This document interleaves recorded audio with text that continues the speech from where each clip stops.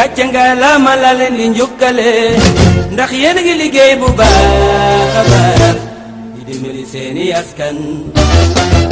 mbokki téléspectateurs yi amaat nañu mbégte ak bànneex dellu si waat sur la voix des sans voix ni ñu koy amalee saa su nekk ci seen émission jigéen émission bi nga xamante ni nag non seulement société bi lay waxtaane mais jigéen dama lay wax ni saa su nekk mënuñu dem sans góor ñi parce que nag ñoo bokk société bi et puis problème bu ci am rek ñun ñooy bokk daal di koy essayer résoudre ba tax na nag tey seen émission jigéen dellu si waat ci thème bu doy waar boo xamante ni aussi nit ñi ñu ngi ciy wax di ci def lu ñu mën waaye ba tey dafa mel ni mi ngi persister ñu bëgg waxtaanee mariage des enfants nag xam ngeen ne am na ay conséquences yu néfastes yoo xamante ni mi ngi ci dinañ ko jéem a waxtaanee ci bii les plateaux ngir waxtaanee lu ni mel nag dinañu ànd ak imam Cheikh Omar Seck bokk ci commode file ci plateau bi imam moom dinañu seq ak ñoom waxtaan bokk na ci ak Mariama Sarr Traoré bokk ci Wildaf ak Marie Thérèse Sambou coordonnatrice su CONAM dinañu seq ak ñoom waxtaan bokk na ci madame Maymouna Gueye Traoré enseignante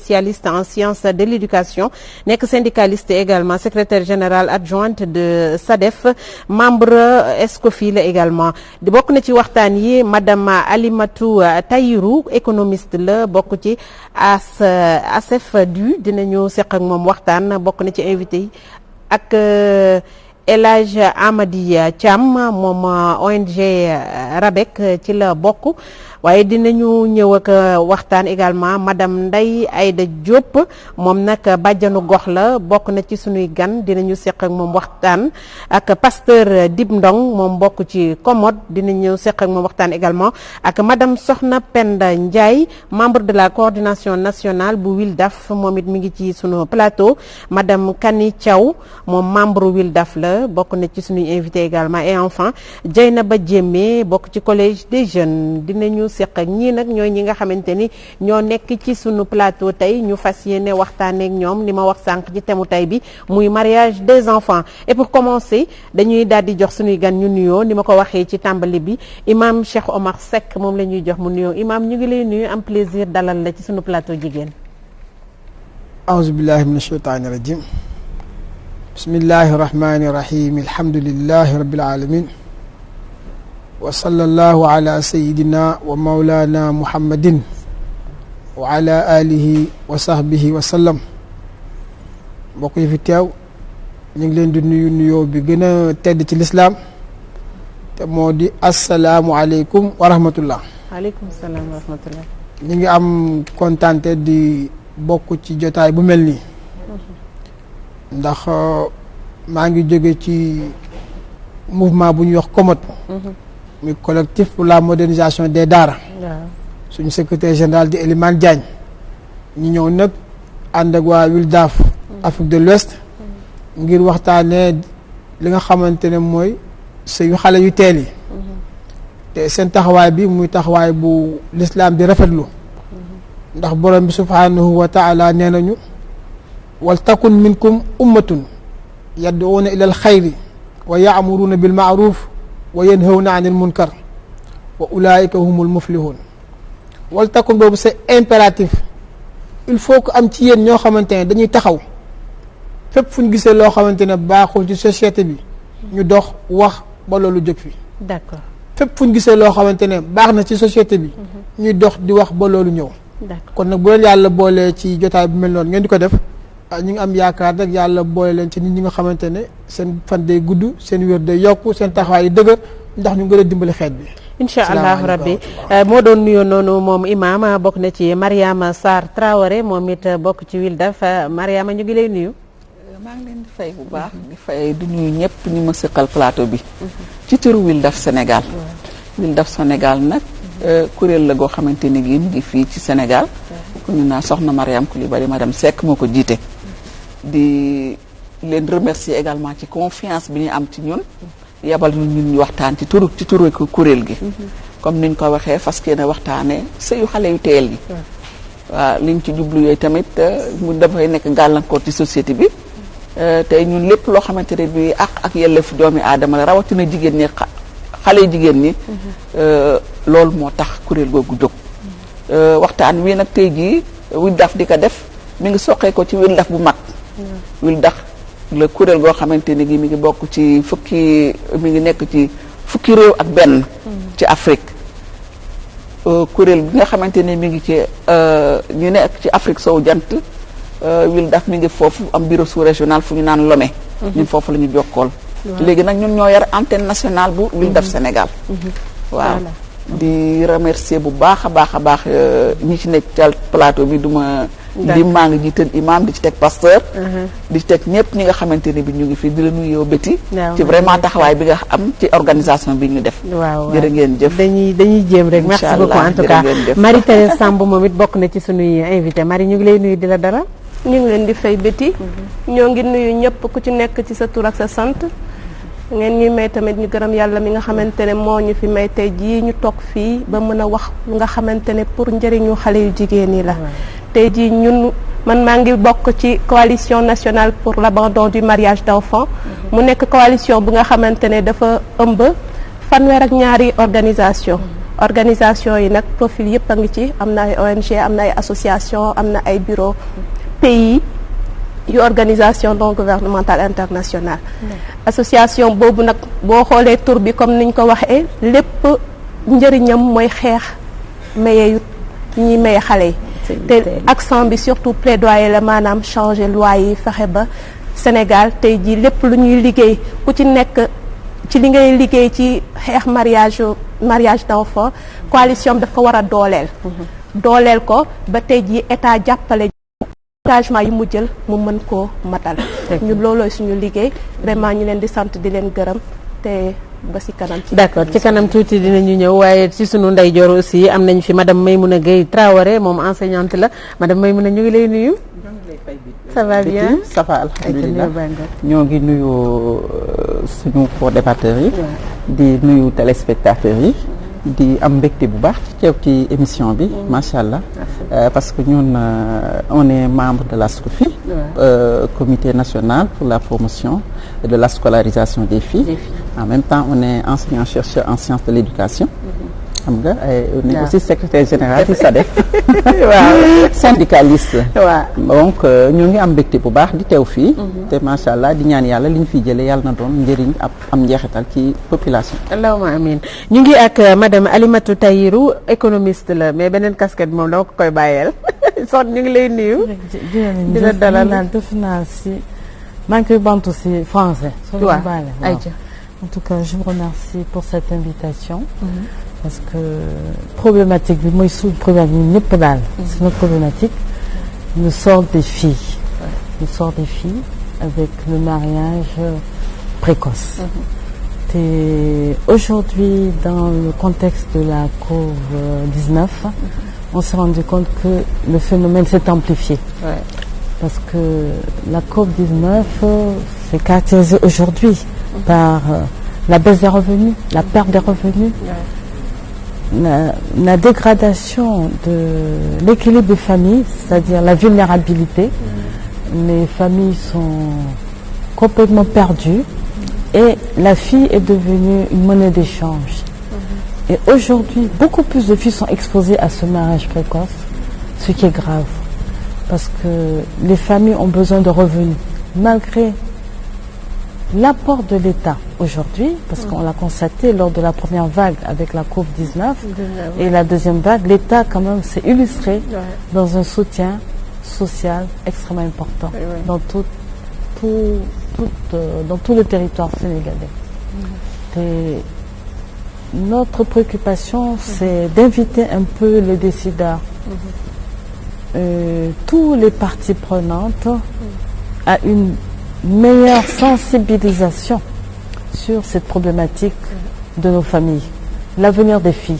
Parce que nous, au sein de l'ASFIDU, Association sénégalaise des femmes des universités, nous œuvrons pour la scolarisation des filles et que les filles puissent finir leur cursus scolaire et même le cursus universitaire. Donc c'est ça un peu le credo de l'ASFIDU. Et j'ai une autre casquette, celle de l'UDAF, je suis partenaire de l'UDAF depuis des années. Et j'étais enseignante aussi dans le passé, tout en étant économiste, aujourd'hui à la retraite. Donc c'est une problématique qui me tient à cœur et que je partage avec vous tous. Et on espère qu'à l'issue de nos de notre consultation, on aura fait un pas dans la sensibilisation et parvenir à faire un plaidoyer, un véritable plaidoyer pour la cause de la fille. Merci beaucoup. Allez, merci beaucoup. ñu jox kàddu gi El Hadj Amady Thiam moom bokk ci ONG RABEC société civile bi la ñu ngi lay nuyu di la ziar. di la dalal jërëjëf soxna Betty. ñu ngi nangu nuyu bi bu baax. di nuyu ñi ñuy bokkal plateau bi teg nuyu bi ci loxo imam ak loxo pasteur. bu defee ñu séddale ko ñu bokkal plateau bi bu baax. comme ni nga ko waxee nag maa ngi jóge ci ONG bu ñu wax RABEC. nekk ca ñaari tali di ONG boo xamante ne.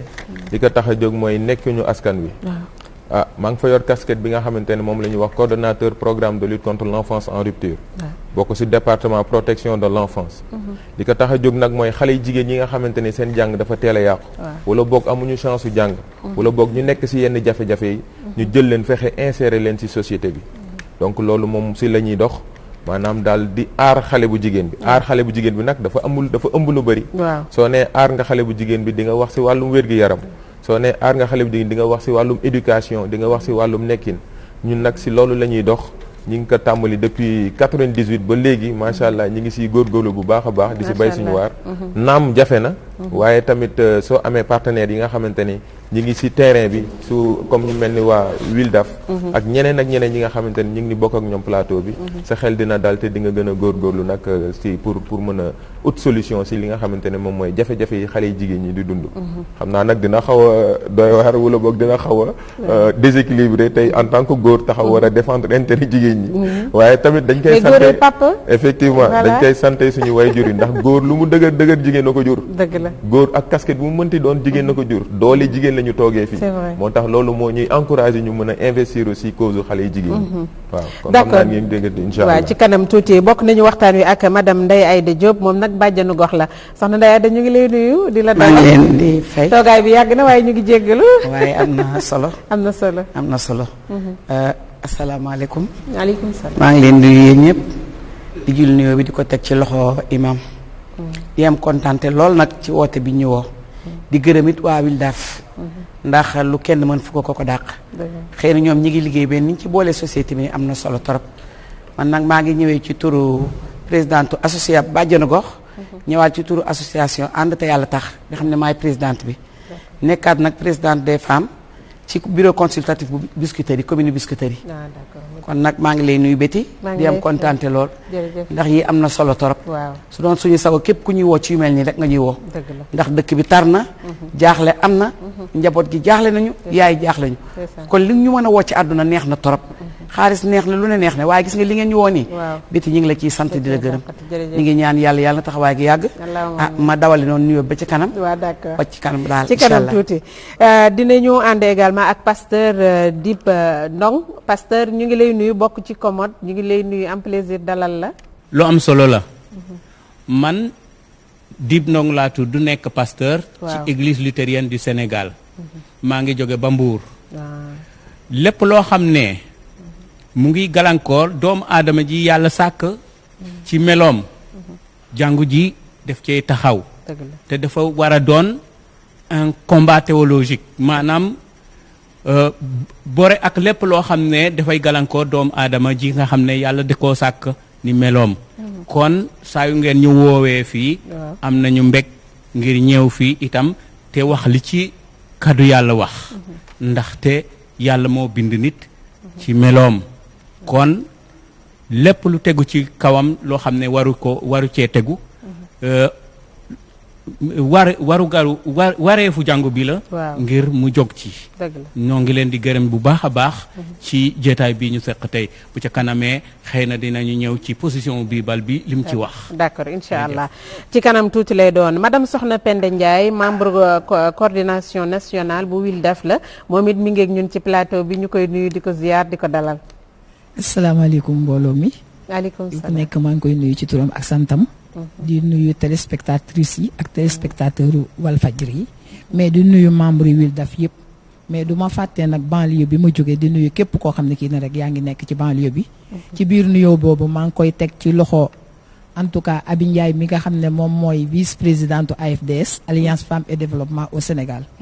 donc ñu bokk ci biir Wildaf WILDAF di ñu jàppale WILDAF nag femme droit et développement au Sénégal la droit nag ku ko wax nga lépp parce que santé ngi ci biir droit lépp loo xam ne lii ne rek dafay aar jigéen autonomisation de la femme lépp a ngi ci biir droit mais li ci gën a am solo ci xeex boobu nga xam ne dañ koy xeex ci biir droit bi WILDAF di ko def ñuy encadrer ñun ñi nga xam ne yàlla mayu ñu chance ñu dem école waaye nag jàpp nañ ñu former nañ ñu encadrer nañ ba fépp foo xam ne fii ne rek suñu nawle yaa ngi fay toog war nañ faa mën a toog yëkkati kàddu kon dañuy gërëme loolu WILDAF di ko sant di wax ne tamit ci biir loolu mais daf ci dugalaat leneen lu neex parce que ku ne autonomisation rek wax nga activité génératrice de revenu te mi ngi ñuy jàppale ci loolu xam naa buñ dellu si waatee ci kàddu gi bu nuyoo bi passé dinañ ci gën a sànni yeneeni kàddu d'accord ci kanam tuuti lay doon xam naa ni dootul yàgg waaye ànd nañu ak madame Kani Thiaw membre WILDAF la soxna Kani ñu ngi lay nuyu di la dalal. salaamaaleykum. maaleykum salaam. maa ngi leen di nuyu yéen ñëpp ñu toog ci plateau bi. maa ngi tudd Kani Thiaw bokk ci membre du collège des jeunes bu WILDAF. di ñëw fii pour waxtaanee en tant que jigéen ak en tant que jeune maanaam xale yi nga xamante ne dañ leen teel a dugal ci néegu sëy te jotagul. merci beaucoup. d'accord merci beaucoup Kani et enfin Dieynaba Diémé collège des jeunes Dieynaba ñu ngi lay nuyu Dieynaba yàkkam. voilà très bien. collège des jeunes. pour relève intergénérationnel bi parce que dañoo seetlu jeunes yi jigéen ñi muy góor nekkatuñu ci organisation de femmes yi wala organisation de jeunes d'une manière générale. waaw may ma tuuti. léegi. c'est bon. ok ay ca soxna Dieynaba allez-y. alors sànq dama doon wax ne WILDAF Sénégal dañoo créer collège des jeunes. waaw parce que dañoo xool ne léegi jeunes yi muy xale yi muy góor ñi muy jigéen ñi. nekkatuñu ci organisation de femmes yi. mais aussi ci organisation de jeunes yi. ñu ne tey nañu woo xale yi former leen mu am na góor am na jigéen ñu former leen de telle sorte que ñoom tey suñu demee ba mënatuñu suñu papa ak suñu yaay parce que gis nañu liggéey bu rafet bu ñu def tey pour les droits de la femme mais aussi pour les droits humains d'une manière générale. moo tax ñoom ñu créé collège des jeunes du ñu former en droits humains d'une manière générale xam naa après tata dina ci ñëw ci historique WILDAF mais ñu ciy former bu baax a baax a baax ba tey ñoom suñu demee ba mënatuñu ñu mën a relever d'une manière digne di représenter fépp WILDAF Sénégal maa leen di jaajëfal merci. d'accord am na solo balaa ñuy dugg ci waxtaan wi am na benn film boo xamante ni WILDAF Afrique defoon nañ ko muy Aïchatou di lutter contre le mariage des enfants dañuy àndandoo ak Cheikh Ahmed Tidiane Diop ci régie bi xool film boobu pour camper le débat daal di dellu soit ci bile plateau.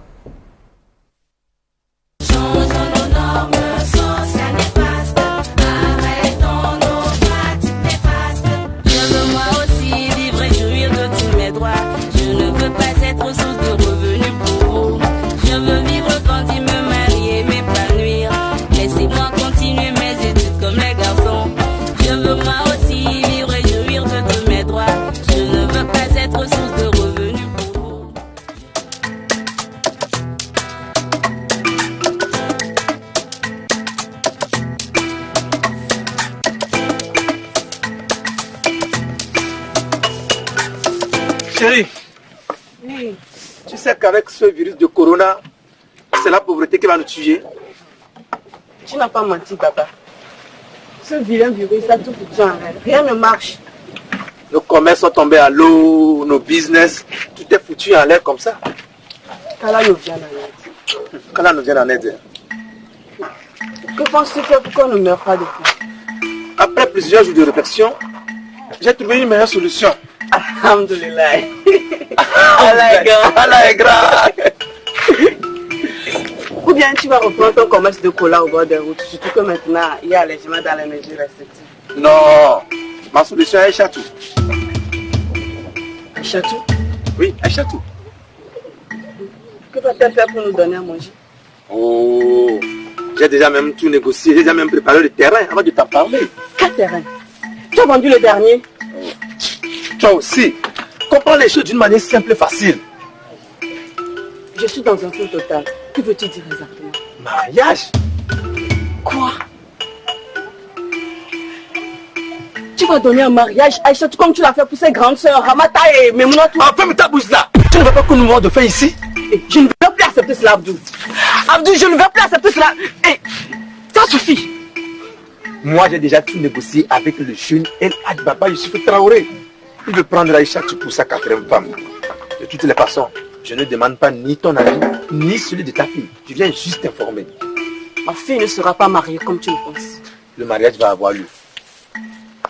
Mais Aïcha Tou est une bonne source pour nous, de revenus, d'entrée de fonds, de plusieurs richesses. Voitures, avions, bateaux, tout. Pourquoi veux-tu faire exception? Toi-même, je t'ai posé à quel âge? Je t'ai posé à quel âge? Le mariage doit avoir lieu. Le mariage doit avoir lieu.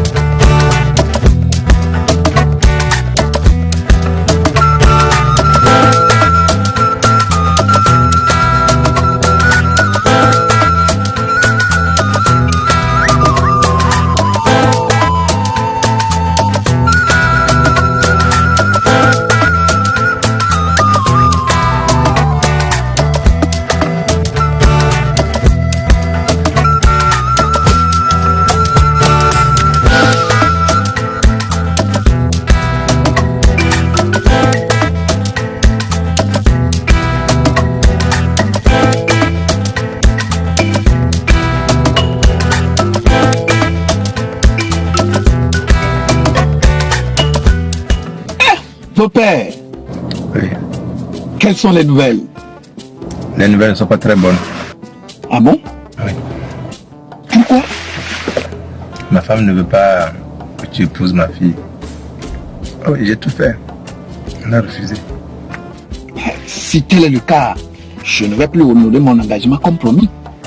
Oh, c'est vrai? Ah oui, la balle est dans ton camp. Tu as le dernier mot. Père, oui. Si tu arrives à convaincre ta femme et à me donner ta fille en mariage comme promis, je multiplierai par 2 la dot. Hamzoulaï. Quoi? Ah oui? C'est vrai? C'est vrai. Hein? D'ailleurs, je te donne même une première partie. C'est-à-dire de l'avance.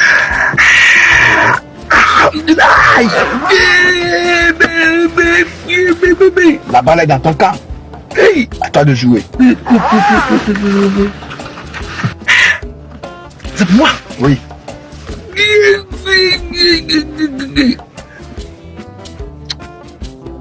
J'ai un plan. Ah bon? J'ai un plan. Tu auras la fille. Promis. Entendu. Promis. Entendu. Hey!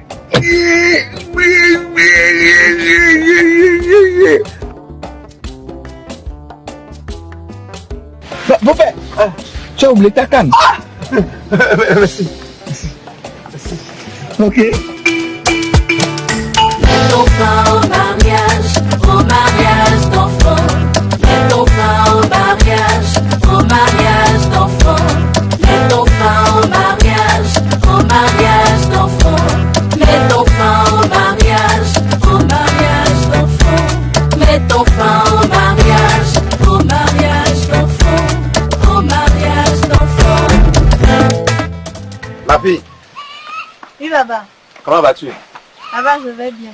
Ah. Tu fais quoi? Baba, je fais un exercice. Ah, tu te tiens l'exercice. Oui, Baba. Aïcha Tou. Oui, Baba. Aïcha Tou. Oui, Baba. Dis-moi, pour cette période de coronavirus où il y a restriction d'activité, comment arrives-tu à te débrouiller pour tes études? Ah, Baba, je travaille à distance avec mes professeurs. Ah. Les amis qui viennent à la maison. Ouais, tes amis là. Oui. Yaoui. On travaille ensemble. Ah. Et je suis sûre que dès la rentrée, Oui. j'aurai mon BPC, Baba. Ah. Tu vas avoir ton BPC. Oui, Baba. Aïcha Tou, dis-moi là. Je dis, hein, Oui, Baba. est-ce que tu as constaté que ces derniers temps, mes activités, mes commerces ne marchent plus? Baba, malheureusement, je l'ai constaté. Tu as constaté, non? Tu as constaté aussi que maintenant la pauvreté là, ça devient de plus en plus récurrente. Baba, je l'ai constaté. D'accord. Mais maman, qu'est-ce qui se passe si c'est Baba seul qui parle ici? Ma fille, je n'ai rien à dire. Bon, voilà. Comme tu as voulu savoir là, je vais droit au but. Tu vas épouser El Hadj. Quoi? Oui. Ça fout là, papa. Non, mais ça fout là. Toi. Papa, je ne vais pas me marier. Tu vas te marier. Je vais continuer jusqu'à obtenir mon doctorat. Je ne vais pas me marier, Baba. Tes soeurs sont toutes passées par là. Ça, c'est la tradition. Pourquoi veux-tu dérober à la règle? Pourquoi veux-tu faire exception? Baba. Tu ne sais pas que tu es une source de richesse pour moi? Tu ne sais pas que tu es une fortune pour moi? Papa, je n'ai que 13 ans. Comment je vais me marier à cet âge? Tu n'as que 13 ans. Tu sais à quel âge j'ai pris ta maman? Hé, toi là, tu t'as posé à quel âge? Hé, méfie-toi, hein? Papa, je ne vais pas me marier. Moi, je vais continuer jusqu'à aboutir au doctorat. J'ai un plan pour ma vie, papa. J'ai un plan pour Tu as un plan pour ta vie? Moi aussi, j'ai un plan pour ma vie. Et tu fais partie de mes plans. Moi, je ne vais pas me marier. Tu fais partie de mes biens. Je ne vais pas me marier. Hey. Tu te tais. Le mariage va avoir lieu. Tu vas épouser El Hadj. Le jeune est riche. Il va nous aider. Papa, moi, je ne vais pas me marier. Viens ici. Hey, tu dis à ta fille. Le mariage va avoir lieu.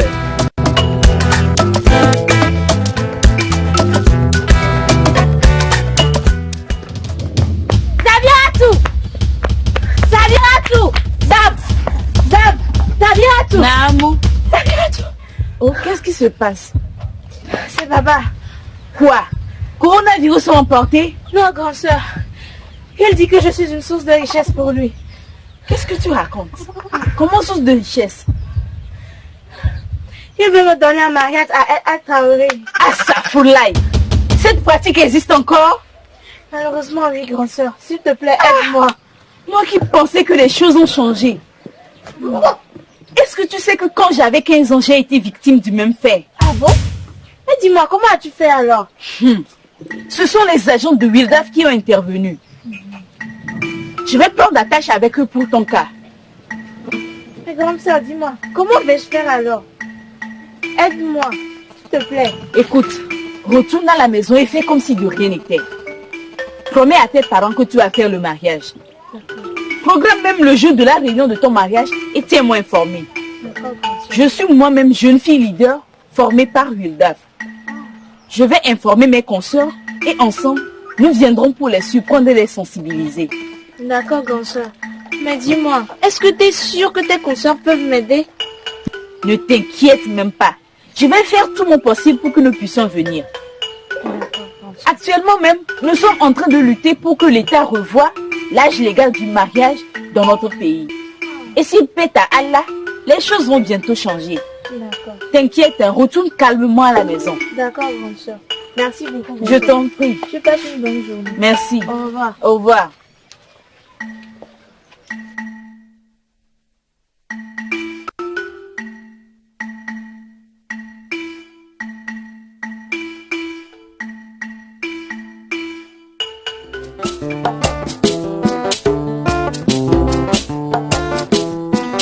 Assalamu alaikum. Alaikum salam.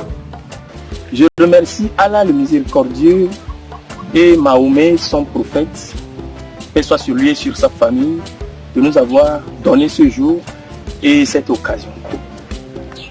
Paix surtout soit sur les familles constituées suivant les prescriptions de Allah le miséricordieux.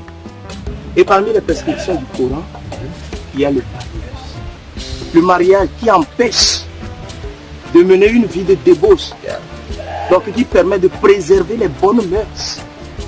Et c'est pour ça qu'il est important, voire obligatoire, à quiconque qui le peut, de se marier. Et ça permet d'échapper à la vie de débauche, à la fornication et à la vie d'adultère. Et en bon père de famille, c'est ce que Baba a voulu pour sa fille. Effectivement, c'est ça. C'est ça. Et ce que je veux réitérer à ma femme et à ses sœurs est que le jeune El Hadj est un homme riche. Il est généreux. Il est généreux. Je parle en connaissance de cause. Ah oui. Connaissance de cause. Et il est prêt à venir chaque fois à notre aide lorsque nous serons dans le besoin. Hé, Aïchatou, qui sont ceux-là? D'où venez-vous? Salam alaikum. Alaikum salam. Assoyez-vous. Je suis Imam Moussa. J'ai été formé tout comme les trois dames que vous voyez sur la lutte contre le mariage des enfants. C'est vrai qu'en tant qu'imam, je dirais que nous avons tous célébré le mariage des enfants en pensant que c'était une bonne manière de lutter contre la dépravation des mœurs selon les prescriptions et recommandations de l'islam. Si tu es vraiment dans l'ignorance, qu'Allah le miséricordieux nous pardonne cela. Amen. Avant que tout mariage ne soit célébré, il faut le consentement des deux époux. Même s'il faut le consentement du tuteur de la femme, cela n'exclut pas le consentement de la femme elle-même. La volonté d'Allah est que chacun consente à son mariage sans pression quelconque. Oui. Si la jeune dame veut épouser son homme pour avoir des enfants, il faut que son corps puisse être prêt à concevoir. Il faudrait également qu'elle soit mature afin d'accoucher sans problème et surtout éduquer ses enfants. Baba, tel n'est pas le cas pour votre fille. Nous avons été informés sur la manière dont vous organisez le mariage de votre fille Aïchatou, sans son consentement bien sûr, qui n'a que 13 ans. Nous sommes venus pour vous voir, pour avoir juste 15 minutes. Juste 15 minutes d'entretien avec vous. À ce qui fait. Juste 15 minutes, vous avez dit. 15 minutes. Après 15 minutes, on va célébrer le mariage. Parce que le jeune El Hadj, il est riche. Et le mariage doit avoir lieu. Je suis parfaitement d'accord avec vous. Je ne veux pas que ma fille tombe dans le péché du sexe sans être mariée. C'est pour cela que je veux la mettre en mariage. Et c'est pour que ce péché ne soit pas notre péché, que ça ne soit pas imputable pour nous, surtout ses parents. Papa, oui. Tout dépend de l'éducation. Si vous éduquez votre fille dans la crainte d'Allah et vous demandez à Allah dans vos prières de lui donner la sagesse nécessaire, Allah va exaucer vos prières. Et votre fille ne va pas se livrer à une vie de débauche ou de désordre sexuel. Il faut éduquer les enfants selon les prescriptions d'Allah et prier qu'il leur donne la sagesse. Baba, il est vrai que dans le temps, les jeunes se mariaient très tôt, déjà à 13 ans, sans leur consentement. Surtout les jeunes filles étaient plus exposées à cela. Mais aujourd'hui, il révèle que ce acte agit négativement sur la santé de ses enfants. Vous disiez qu'elle est une source de revenus pour vous, n'est-ce pas? Bien sûr, elle est source de revenus. Et même c'est la dernière source. Je suis d'accord avec vous, Baba. Mais ce n'est pas d'aujourd'hui que vous profiterez des fruits qu'elle produira. Ah bon? Oui, patientez. Lorsqu'elle aura terminé ses études et aura du travail, elle vous amènera dans des pays et villes dans lesquels vous ne rêvez jamais aller. Ah bon? Elle vous offrira des véhicules, des maisons, des bassins, tout ce que vous voulez. Elle peut même m'amener à la Mecque. Allah, Baba. Elle vous offrira tout. Baba, oui. Quand vous donnez vos enfants en mariage dès leur bas âge, cela provoque beaucoup de dangers pour elles. Ah bon? Sur le plan de santé, elles auront des IST. À l'âge adulte, elles peuvent avoir des fistules, des complications lors de l'accouchement. Elles peuvent même mourir. Et là, tous vos efforts seront vains. Oh non, ça... Sur le plan communautaire, Papa, vous serez mal vu. Quoi, moi? Ou mal indexé. Moi? En matière de violation des droits des enfants. Et ce n'est pas bon, ça. Non, vous l'avez fait. Sur le plan scolaire et social, elles n'auront pas un bon niveau. Et elles seront traitées au rabais partout où elles seront. Et puis, Baba, à 13 ans, elle n'a même pas encore fini son éducation et ne pourra à son tour éduquer. La pratique des mariages des enfants en constitue une forme qui expose les filles et les femmes à des violences physiques, sexuelles et psychologiques dans les foyers.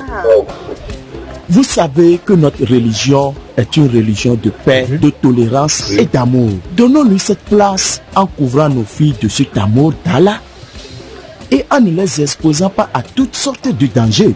L'homme est une créature qui aspire vivre conformément à la volonté d'Allah. L'idée d'interdits sociaux, de commandements divins, exprime et illustre la relation qui devrait exister entre l'homme et Allah, une relation de soumission totale de la créature au créateur. Baba, cette soumission doit toucher tous les domaines de la vie de l'homme, dont le mariage. Le défi de l'éducation ne peut être relevé que par des parents matures, doués d'une bonne expérience de la vie.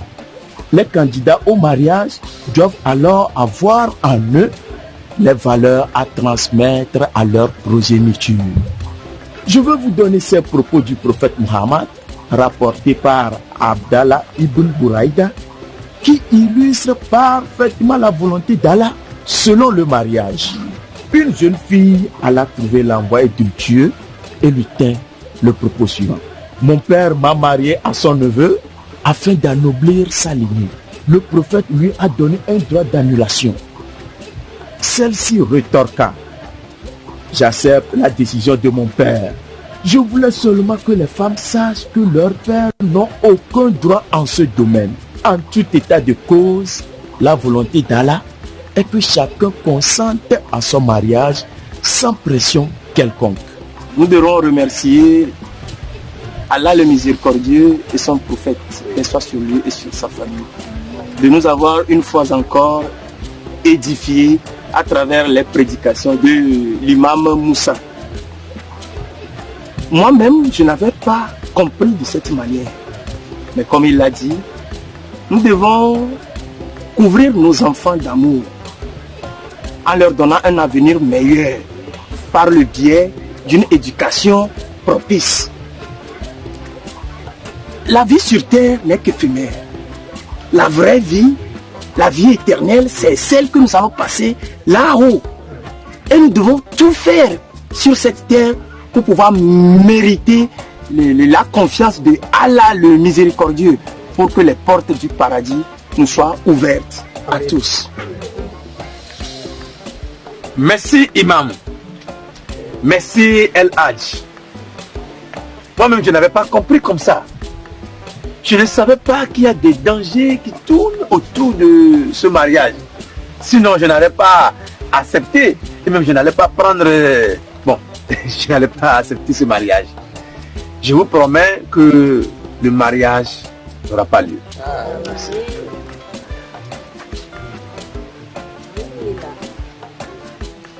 Mais le jeune Al-Hadj, c'est lui qui a voulu tromper un peu ma vigilance. Je n'ai pas la connaissance de cause. Je sais ce que je dis.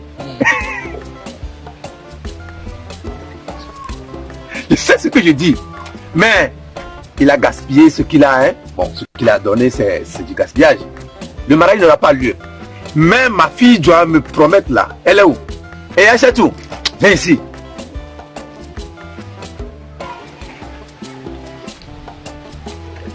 Tu dis que tu vas avoir quel diplôme? Quoi, de quoi? Doctorat, De lui prendre quoi? doctorat. Bon, quelque chose là. Je ne connais pas vos histoires d'école là. Quelque chose là. Tu dois l'avoir. Bon, et ma femme, viens. Donc, il n'y aura plus de mariage. Hein? C'est fini. Hein? Le mariage n'aura pas lieu. Imam, le mariage n'aura pas lieu. El Hadj, les jeunes filles leaders, merci pour vous. Hein. Mais la sensibilisation là ne doit pas s'arrêter ici. Vous devez quand même sensibiliser toute la communauté autour de nous ici. Donc après on va vous amener chez les autres aussi. On va organiser une grande réunion où on va parler de cela. Et chérie, viens.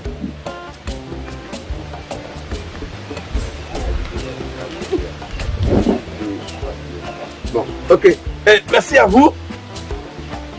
Et viens. Je veux aller à l'école et avoir mes diplômes. Je ne veux pas être une fille qui court les rues. J'ai aussi capacité et potentialité. Aidez-moi à porter la voix des milliers de filles. Jigéenu Sénégal jaay nange gàcce nga la ma la leen di njukkale.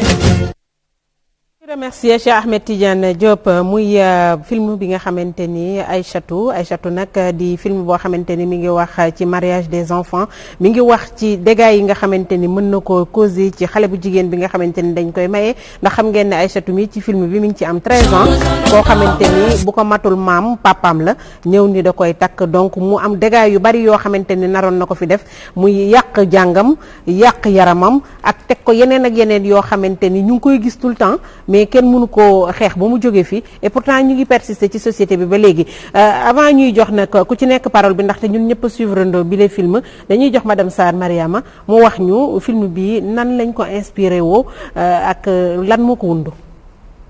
jërëjëf Betty film bi Wildaf bureau sous-régional ñoom ñoo ko produire. mais ñoom ñoo ko produire mais ñun tamit ñu ci sillage boobu ndax ñoom lépp loo xamante ni def nañ ko au niveau régional ñun dañ koy relayer au niveau national. Okay. Donc pour compléter un peu Wildaf présentation.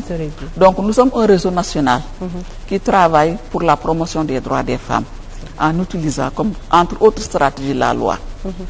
ak yelleef doomi aadama rawatina bu jigéen ñi ak bu xale góor ñi xale jigéen ñi ak jigéen ñi ci loolu la ñuy yëngatu.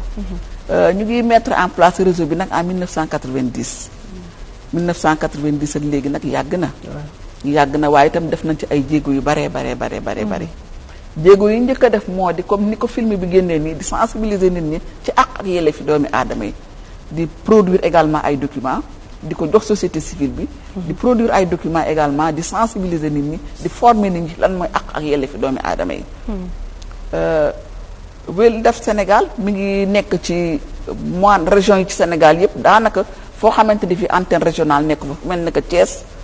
wala Diourbel ak Fatick ak Dakar am nañ ay points focaux. fu bare. ginnaaw programme de sensibilisation yooyu ñu def ci ak yelleefi doomi aadama. am na programme boo xamante ni bii dafa adressé aux acteurs judiciaires et extrajudiciaires. xëy na sax dina jaaxal nit ñi bu ñu nee magistrat wala avocat. Wildaf da koy jàngal droit. waaye xam nga droit dafay évoluer. dëgg la droit dafay évoluer te ñun yàlla dogal na dañuy bokk ci rencontre yoo xam ne c'est des rencontres internationales yoo xamante ni bii dañ fay décider ci mébét yi nga xamante ni ak jafe-jafe yi nga xam ne jigéen ñu ngi koy dund. ñun dañ fay teew. su ko defee ñuy identifier fi nga xamante ni fi blocage am na foofu ci wàllu ak yelleefi doomi aadama. li ci gën a ràññeeku ci suñu gën a ci document bi mu gën a produit mooy protocole de Maputo. waaw nit ñaa ngi koy wax protocole de Maputo. muy protocole boo xamante ni bii tey jii. Wildaf c'est sous sa bannière avec bien sûr la collaboration de la société civile ñoo ko tënk ci ay ak yelleefi doomi aadama. rawatina jigéen ñi mais nag inspiré wu ci contexte africain. donc loolu mooy protocole de Maputo bi. ginnaaw programme boobu ñu def pour former les acteurs judiciaires et extrajudiciaires. programme bonne gouvernance am nañ ko fi en 2006 en 2008.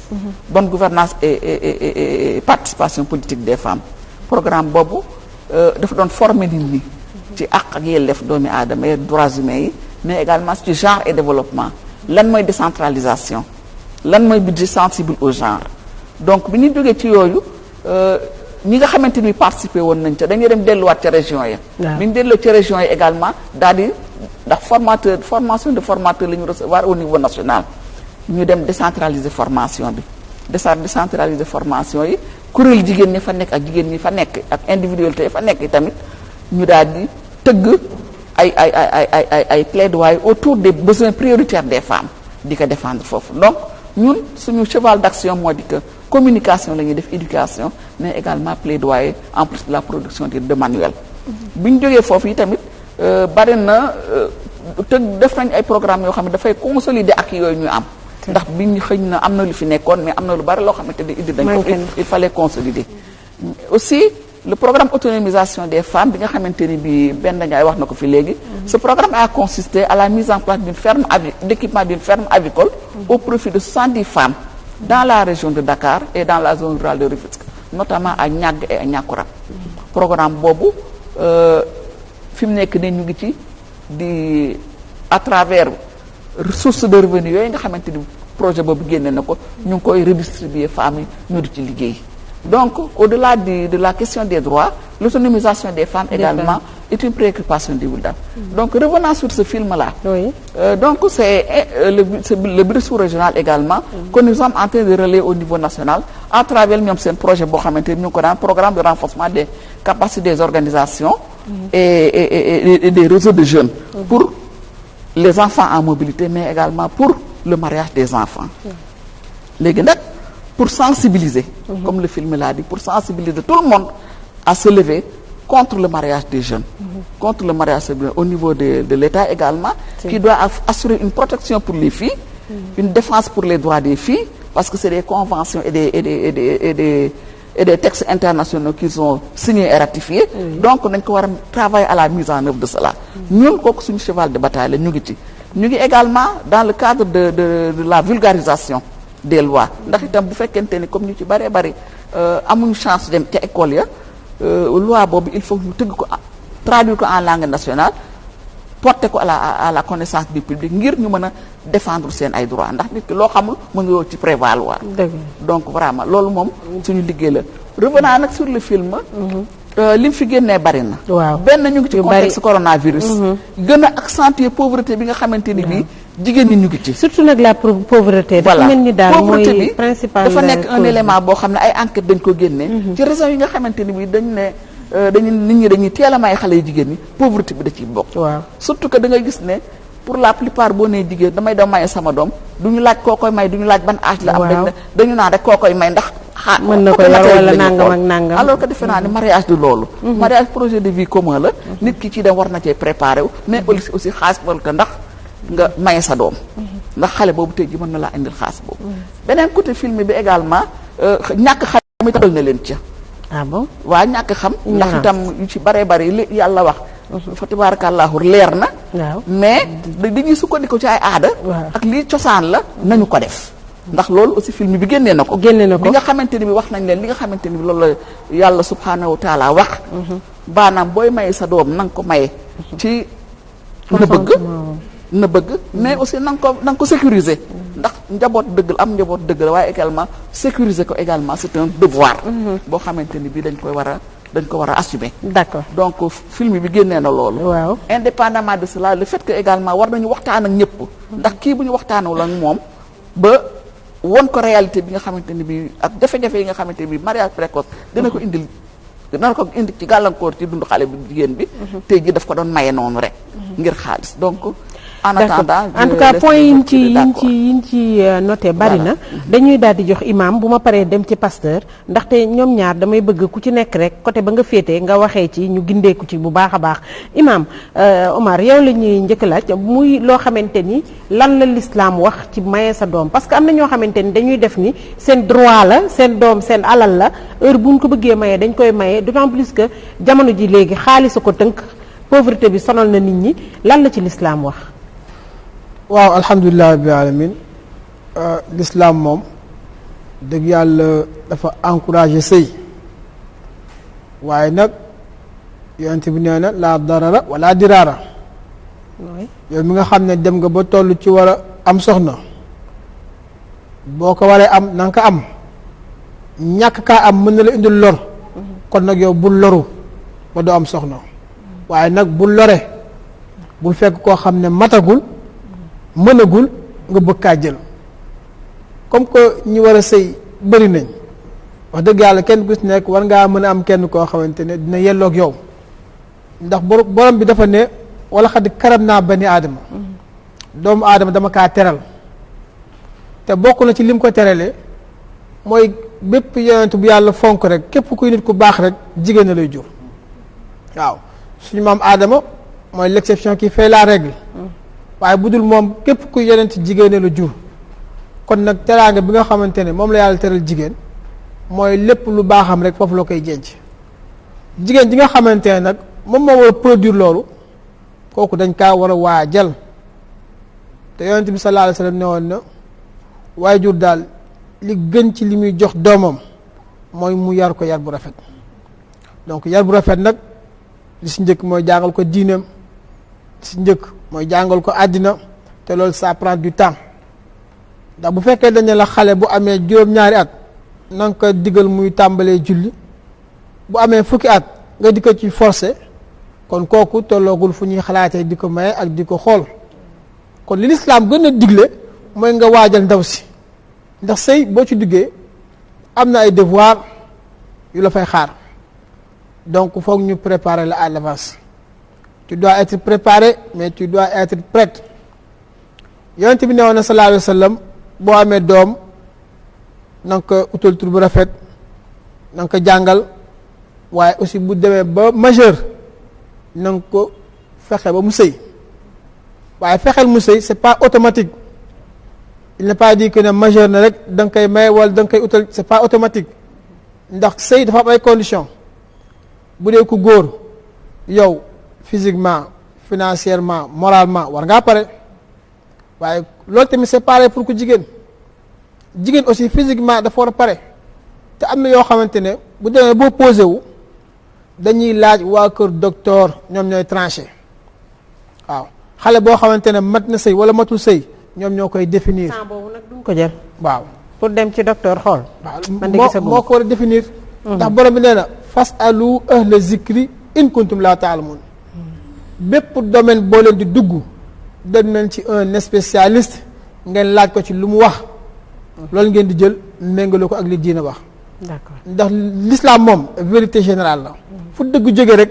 boo ñëwee da ngay ànd ak diine. da nga ko fay fekk da nga ko fay fekk. dinaa ñëwaat ci yow ci kanam. damay dem ci pasteur pasteur yéen ci jàngu bi sëy ak maye bu teel bi mariage aux enfants yi wala tamit sëy bu nu war a takk yan charte lañ teg. jërëjëf ma kii Betty ci laajte bi am na solo lool.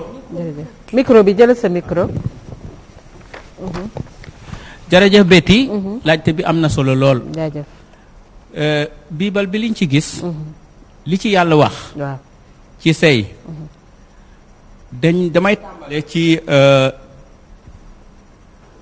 âge bi nga xam ne jigéen walla góor war na caa mën a tollu mën a sëy. waaw biibal bi donte sax wax na ne toute chose à son temps. waaw loolu war nañ cee bàyyi xel toute chose à son temps. même bi mu waxee loolu biibal bi li mu waxee loolu itam définirul âge de se marier. waaye toute chose à son temps ku ko dégg war nga xam ne. lu matut waruñ koo def. toute chose à son temps. même bu tuddulee mariage. toute chose à son temps la wax. bu ñu demee nag ci benn misaal ci biibal bi walla ñaari misaal walla lu ko ëpp sax xanaa du bari noonu waaye quelques misaal rek. Ibrahima. yonte yàlla Ibrahima. bi mu bëggee wuutal doomam Isaaxa soxna dafa yónnee jaamam bu tudd woon Eliezer mu dem fu ma cosaanoo woon wuutali ko fa bi mu demee ndaw si Rebeka la tudd woon waaye bi mu waxtaanee ak wayjuru Rebeka dañu ne nañu woo Rebeka ba xam ndax bëgg na ànd ak jaamu Ibrahima mi Eliezer ngir sëyaali Isaaxa bu ñu woowee Rebeka dafa ne waaw kon consentement am la am na. moom moo nangul boppam. loolu wone na ci biibal bi ne sëy ñaari nit la ñoo xam ne dañoo doggu ne dañuy ànd kon ndaxte sëy dafa di institution divine maanaam yàlla moo ko dogal bi mu sàkkee Aadama mu daldi ko sàkkal Awa jox ko dafa gis ne góor gi des nii te amul jabar baaxut naa ko wutal soxna kon foofu la ñu gis ne institution divine la maanaam du xalaatu nit waaye xalaatu yàlla la kon soo ci dee dugg lu mel ne li nekk xalaatu yàlla du yëfu caaxaan ku ciy dugg da nga cee war a dugg te xam ne ci li may dugg xalaatu yàlla institution bi yàlla moo ko institué. d'accord bu ñu demaatee ci beneen aaya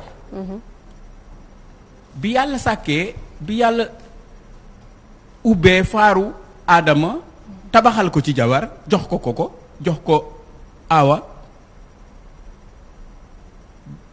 dafa ne loolu moo tax góor di beru ndeyam ak baayam ànd ak jabaram ñu doon benn.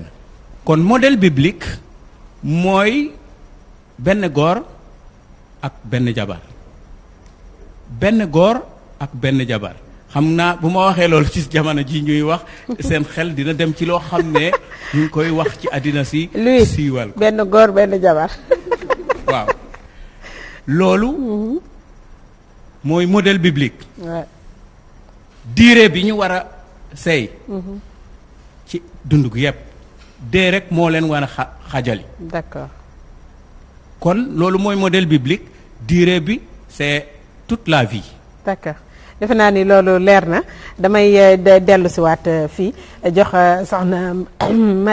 soxna Marie seetaana noonu nañ film bi ñun ñëpp xam naa ni question bi générale lay doon ku ci nekk am na point yoo xamante ni relevé nga ko ci nga wax ñu rek sa impression ci film bi. voilà merci beaucoup Betty. ndax méngoo na ak li ngay xeex yow. effectivement ñu ngi remercier bu baax waa Wildaf pour surtout choix wu film bi ak contenu bi ndax boo xoolee film bi. tënk na lépp lu nga xamante ne nit ñi ñu ngi koy xeex. lépp a ngi fi kañ scolarisation lépp effectivement mi ngi fi. tey jii man ñun en tant que coalition ndax boo xoolee ñun coalition yi en réalité ay organisation ñoo ko tënk. organisation bu si nekk da nga am sa programme bu ngay doxal sur le terrain. nga jël ci éducation ndax gis nañu ne vraiment boo bëggee xeex sa yu teel yi. fexe ba xale yi ñu toog école continuer seen jàng loolu bokk na ci lu leen di gën a aar. boo jëlee encore tey jii nga fexe ba. jàngal xale yi tàggat leen ba ñu mën a xam li baax ak li bon ci ñoom ñu mën a def un choix lu ñuy wax un choix responsable ndax loolu moo leen di tax ëllëg ak ci biir ku ci nekk tey jii su ma nee damay jàng dinaa fexe tamit ba ëllëg ak ci biir sama papa walla sama yaay du rëccul mu ma bàyyee ma jàng loolu noonu tamit dafa ci am doole leneen li nga xamante ne aussi daf ci am doole mooy li ñuy wax lutte contre la pauvreté boobu noonu tey jii famille yi boo leen dooleelee ba ñu mën a gunge seeni doom day tax tamit xale bi ci boppam day nekk à l'aise pour continuer parce que am na ñenn ñu nga xamante ne dañuy dem benn instant sax bu méttee torop ñoom ñooy bëgg bàyyi seen bopp te loolu noonu dafa baax tamit soo bëggee gunge nit nga créer environnement protecteur li ñuy tuddee un environnement protecteur pour que xale bi mën a dem jusqu'au bout film bi wane na loolu te wane na aussi ne argumentaire religieux dafa am importance da nga ko war a construire da nga ko war a defar teg ko ci ay aaye yu leer muy ci boo demee ci benn communauté bu nga xamante ne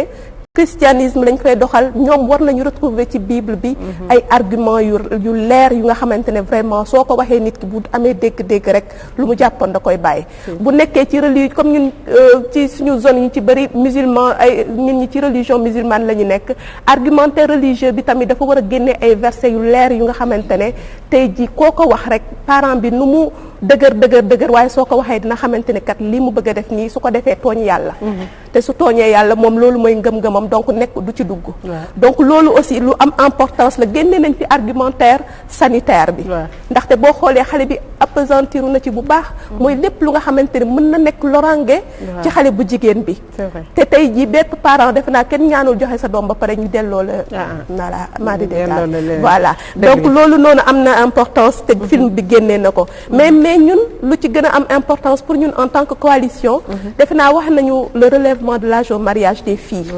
muy benn jafe-jafe bu nga xamante ne tey jii Sénégal boo xoolee la code de la famille dafa ne xale bu jigéen bi mën nañ ko may bu amee fukki at ak juróom benn xale bu góor bu amee fukki at ak juróom ñett te loolu boo xoolee ay loi discriminatoire la ndax xale la kenn newul xale bu góor bi bu amee 18 ans lay nekk majeur bu xale bu jigéen bu amee 16 ans lay nekk majeur xale buñ ci loi bi dañu ne vraiment enfant mooy ko am 0 ba 18 ans donc nañu am égalité boobu des droits égalité ci âge que ñu mettre ñëpp dans les mêmes conditions de réussite donc relèvement de l'âge au mariage loolu suñu xeex la te defe naa code de l'enfant wu bu nga xamante ne mu nekk actuellement en révision loolu bokk na ci lu nga xamante ne ci loolu la ñuy gën a appesantir pour que état dem jusqu'au bout chaque fois président dafay joxe loolu comme directive ne vraiment nañ ko jël mais après à la fin nit ñi dañuy taxaw donc ça fait plus de 10 ans nit ñi ñu ngi xeex pour que code bi ñu adopté ko chaque fois ñi ne mu ngi nekk en révision donc il est temps que ñu dem jusqu'au bout leneen tamit lu nga xamante ne jafe-jafe la ndax tey ji yow booy liggéey ngay def médiation comme boo jëlee cas bi nga xamante ne ñii def nañu médiation ba am annulation mais des fois il arrive que nga def médiation ba pare du aboutir day dëgër. du kon jàll. tey est-ce que xale bi da nga koy bàyyi mu nekk ci kër gi parce que foofu amu fa sécurité. à n'importe quel moment parent bi mun na ko jël. yóbbu ko donc dafa baax aussi que état mu préparer ay dispositifs d'accueil d'urgence. sécuriser xale bi ba xale bi mu nekk à l'aise mun a continuer jàngam. nekk parent bi aussi mu xamante ne kat fii nii du man kese mais état moom ma ëpp droit ci samay doom. société civile bi xeex tamit mu xamante ne kat li muy xeex nii du moom ak waajur bi waaye moom dafay gunge état ci état li mu def donc environnement juridique boobu noonu fokk ñu dooleel ko. ñu dooleel ko ci ay loi mais aussi ñu dooleel ko ci ay jumtukaay yu nga xamante ne képp kuy liggéey da ngay nekk à l'aise pour dem jusqu'au bout. enfin beneen processus bi nga xamante ne vraiment génnee nañ ko ci te pour man c'est très important mooy que xëy na ci biir kii bi génnee nañu carrément ñu agenda national de la fille.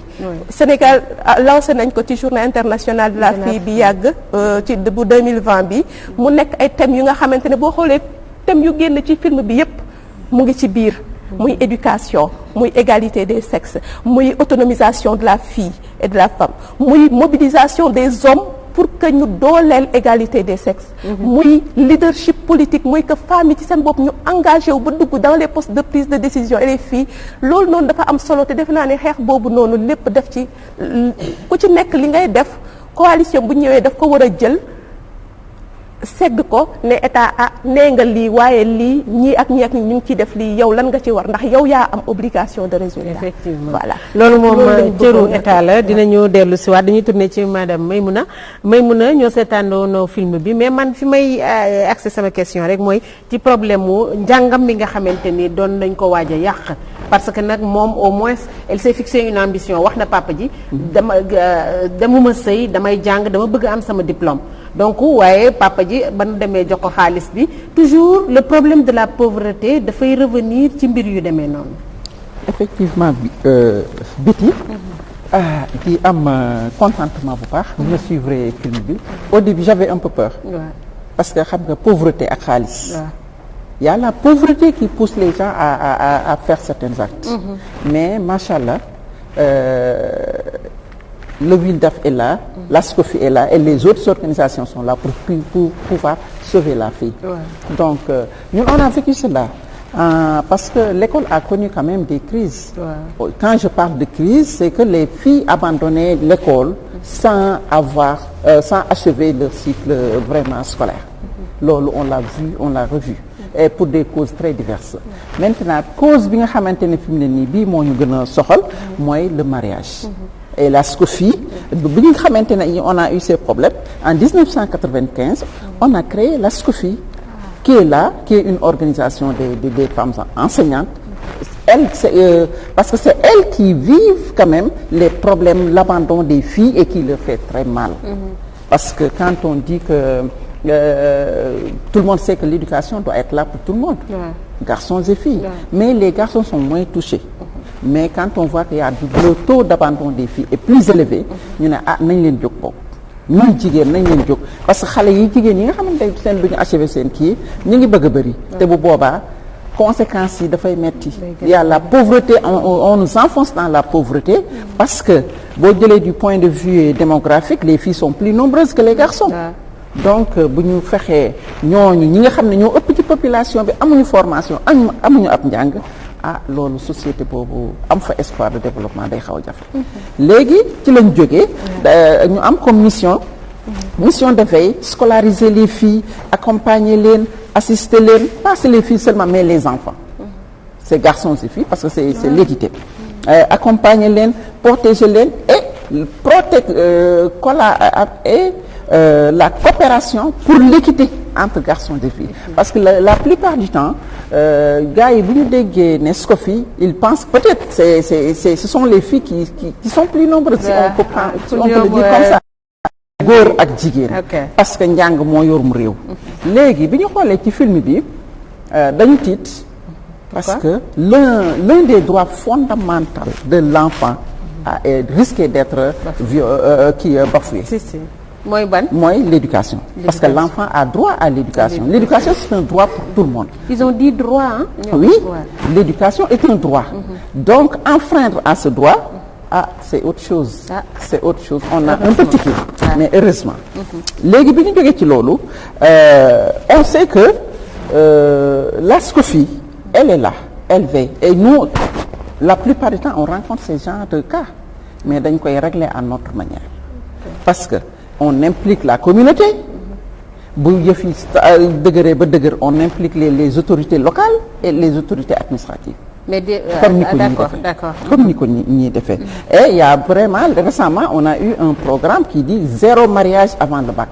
parce que il faut que les filles quand même accèdent à un niveau supérieur. Il faut que les filles et non seulement que les filles doivent achever leur cycle scolaire, mais aussi elles doivent il y a d'autres défis. Le fait de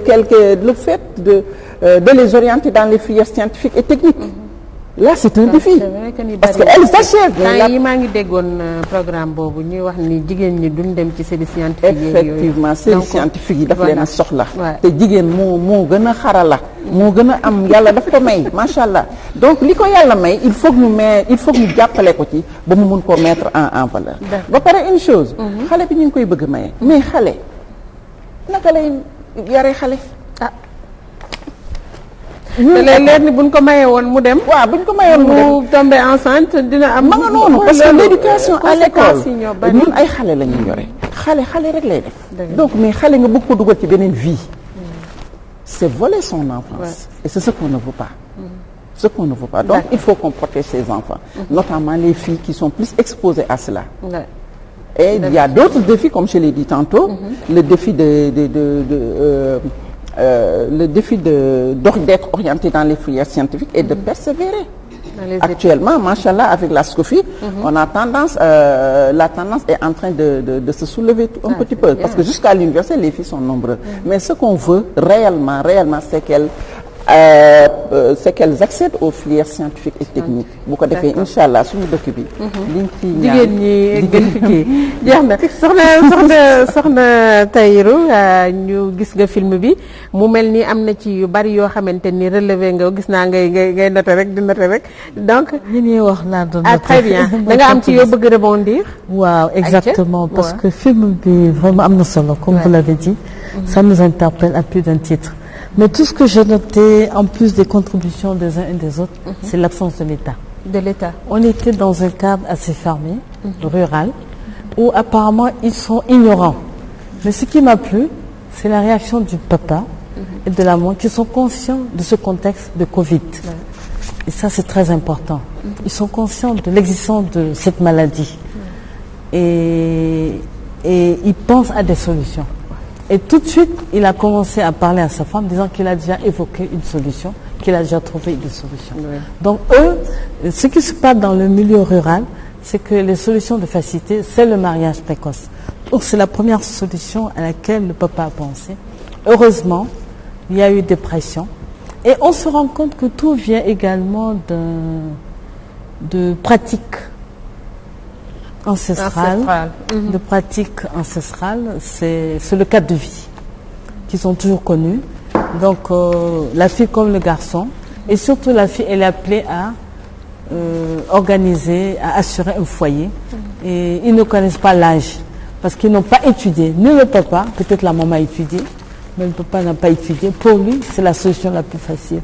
Donc je disais que la maman, elle est derrière, elle est pour la poursuite de l'éducation de la fille. La poursuite du cursus scolaire, et ça c'est très important. Et la fille, ce qui m'a plu... Mais malheureusement, la maman n'a pas le droit de s'y opposer. Elle n'a pas le droit de parole. Elle n'a pas le droit de parole. C'est le chef de famille qui décide. Et heureusement qu'il y a eu l'intervention de la société, de la communauté, de Wildaf, comme on dit, quand même, qui vient supplanter l'action de l'État. Ça, c'est une très bonne chose. Oui. Parce que ça veut dire que on a des choses à faire dans nos régions. Même s'il n'y a pas l'État, la communauté a quelque chose à faire. Oui. Parce que les gens peuvent être ignorants. Et ce que j'ai noté, c'est que les gens ne connaissent pas aussi leurs droits. Mais la fille, elle sait où elle veut aller. C'est ça qui est important. Elle veut persévérer. Elle veut persévérer. Oui. Elle a un objectif, elle a un rêve. Et je pense que c'est ça qui fait plaisir. Avoir un rêve pour réaliser quelque chose dans la vie. Elle veut continuer ses études. Et elle a percé dedans, elle a demandé l'appui de sa grande sœur, elle a demandé l'appui des sœurs de Wildaf qui sont venues et qui sont venues convaincre par la sensibilisation les parents. Mais il y a aussi le fait que, je disais encore, je revenais sur le fait que l'action de l'État est absente dans ce film, parce que les gens ignorent que l'État a fait beaucoup, surtout au Sénégal, en matière de cadre de vie, comme l'a évoqué ma sœur tout à l'heure. Et au niveau régional, au niveau international déjà, les Nations Unies se sont penchées sur la situation des filles. Et également l'Union africaine, par la charte de l'Union africaine. Nous avons également le protocole de Maputo qu'on connaît, la résolution 1325. Il y a beaucoup a été fait pour protéger les filles. Et si vous remarquez, c'est qu'on s'est rendu compte qu'on s'appuie de plus en plus sur l'égalité genre. C'est-à-dire on ne fait pas que pour les filles, on fait pour les filles comme pour les garçons. Pour réduire les inégalités. Et cette prise, l'équité, cette prise de conscience, cette situation est très importante. Parce qu'aujourd'hui, dans la réalité, les jeunes ne connaissent pas leurs droits. C'est ça, c'est une problématique qui nous choque. Ils se battent comme, c'est pour rappeler un peu les violences récentes qu'on a connues à Dakar. Mais s'ils ignorent leurs droits, c'est la faute à qui? C'est un peu la faute de l'État. On ne peut pas dire autrement. Et pourtant, l'État a tout fait. Mais l'État également peut-être a lâché un peu quelque part. Ça, il faut le dire. Donc c'est à nous de le faire reconnaître à travers ce plaidoyer, à travers cette discussion que l'État a beaucoup fait. Parce que même la Constitution, il y a la Déclaration universelle des droits de l'homme qui reconnaît le droit à une vie meilleure. Vous avez cette Constitution et qui permet également à la femme de pouvoir exercer des fonctions électives à travers la loi sur la parité. Et ça, c'est important. Il y a eu des avancées au Sénégal par rapport à d'autres pays. Il y a eu des avancées. Par contre, on a un cadre juridique qui est très riche, très riche. Mais il faut qu'on se l'approprie en formation, en sensibilisation. Les gens ne connaissent pas leurs droits. Les jeunes que vous voyez dans la rue ne connaissent pas leurs droits. On peut le faire en langue nationale. C'est très important.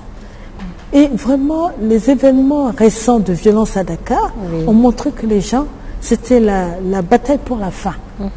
Et c'était triste. Ils avaient faim, ils se sont servis d'un prétexte pour dire qu'ils vont faire des razzias dans les magasins. Ils ne travaillaient pas parce qu'ils étaient confinés. C'est encore la faute de l'État. C'est encore ce problème de confinement qui a aggravé la vulnérabilité dans les familles. Les pères de famille ne trouvent pas du boulot, les filles sont obligées de rester à la maison, et il y a un surcroît de charges domestiques. La fille se retrouve à faire toutes les tâches domestiques qu'elle ne faisait pas, qui étaient amoindries comme elle allait à l'école. Maintenant, il n'y a plus d'école. Et non seulement ça, il y a le retour à la violence dans les foyers. Et il y a eu des abus sexuels par ascendant, par parents, à cause de ce confinement qui est obligé, parce que dans ces familles, dans ces foyers, l'habitat, l'espace habitable, l'espace familial est très réduit. Et le fait qu'il y ait des présences de tout le monde, ça crée des proximités et ça entraîne des situations maladroites, malheureuses. On va revenir là-dessus. Et on reviendra là-dessus. D'accord. Amady gis nga film bi point yi ñu ci relevé bari na bu nu weesoo pauvreté bi weesoo njàng bi naroon yàqu muy éducation bi ak yooyu yëpp lan nga ci noté waat ci film bi. jërëjëf Betty ci question bi. Film bi mariage des enfants la wax mais man tuddee moo ko mariage des enfants. Exploitation économique laa ko tuddee. wax nga dëgg parce que nee na kii source de revenu am la. mu ngi noonu. ndax parfaitement raison kay. c'est vrai boobu ba léegi ci intervention yi ñu ngi wax état. mais dafa am loo xamante ne xëy na état moo ko war a accompagner waaye wareefu waajur bi la. waaw wax nga muy éducation bi. c'est très important responsabilité. éducation nag avec grand E. E majuscule. parce que dama bëgg ñu laal lépp éducation. dëgg la. ndax la nga xamante ne moom la ñuy bañ ci film bi mi ngi naan dafay bañ pour mu yàqu yàqu sexuellement. waaw mais am na éducation boo xamante ne soo ko defee sa doom. allah kulli alin saa yoo tëddee da nga nelaw. loolu il faudra tabu bi dañ ci biir famille yi. très bien moo tax su ma jógee ci éducation damay dem ci santé bi. surtout éducation bi nga xamante ne moom mooy éducation à la santé de la reproduction. muy sama domaine. parce que parfois dañuy juum ci expression yi. xëy na xale am na loo xamante ne war na ko xam waaye am na loo xamante ne comme ni ngeen ko wax droit am la da ko war a xam. éducation sexuelle. dañoo juum man bokk pour man. waaw lu ñu waroon wax. éducation à la santé de la reproduction. su ko defee mu mën a ëmb lu bari. parce que temps yi passé yëkkati woon nañ fi mbirum éducation sexuelle bi gars yi di kaas waruñu def loolu fii réewu nangam ak nangam la mais expression bi nga wax peut-être bu ñu defoon boobu approche peut-être dina baax. très bien parce que soo ne éducation sexuelle neexul ba neexul mais c'est ciblé. waaw sexe kese nga fay wax. si mais soo ne éducation à la santé de la reproduction li mu ëmb dafa bari. ëmb na ba nekkinu xale bi. ni muy xalaatee ni muy doxee. nu mu war a waxee. ndax xale dafa nekk koo xamante ne ki nga xamante ne mi ngi am 13 ans. mais jàngam mi ngi jàng nan la war a nekkee ci société bi. mi ngi jàng war nañ koo jàngal nan la war a waxee nan la war a defee. ndax waajur dafa am loo xamante ne moom loo ko war ci doomam. mooy da ko war a yor. muy droit am. di loo xamante ne lu diine santaane la. muy waajur bi dafa war a yor doomam. nga war koo yor nga jël ko jox ko keneen. da nga ko war a yar. ki toll ci yar nga jël ko jox ko keneen est-ce que yar bi war kooku dina am jot. loo tuddee jox ko keneen. jox ko keneen mooy mariage bi. ok maanaam xale bi nga xamante ne matagul. nga jël ko jox ko keneen. même bu dul mariage bi. dinaa ñëw ci loolu ci les filles en confiance. les filles en confiance. bàjjan dina ma épauler foofu bu baax ndax lii góom la boo xamante ne soxna si. faj bi du yomb. gis nga état on aura beau signer des conventions on aura beau signer des protocoles mais am na loo xamante ne yàlla nañu yàlla musal ci ñàkk. waaw muy pauvreté bi tout tourne autour de la pauvreté. ndax garab soo ko bëggee gor da nga koy gor ca reen ba waaw. ñàkk moom mooy ndeyu problème bi yëpp. dëgg la te ñàkk nag pour xeex ko il faut mu am benn génération boo xamante ne ñoom ñoo nangoo def sacrifice. sacrifice bi du lenn mooy ñu jël lépp teg ko ne la fas yéene yar xale yi.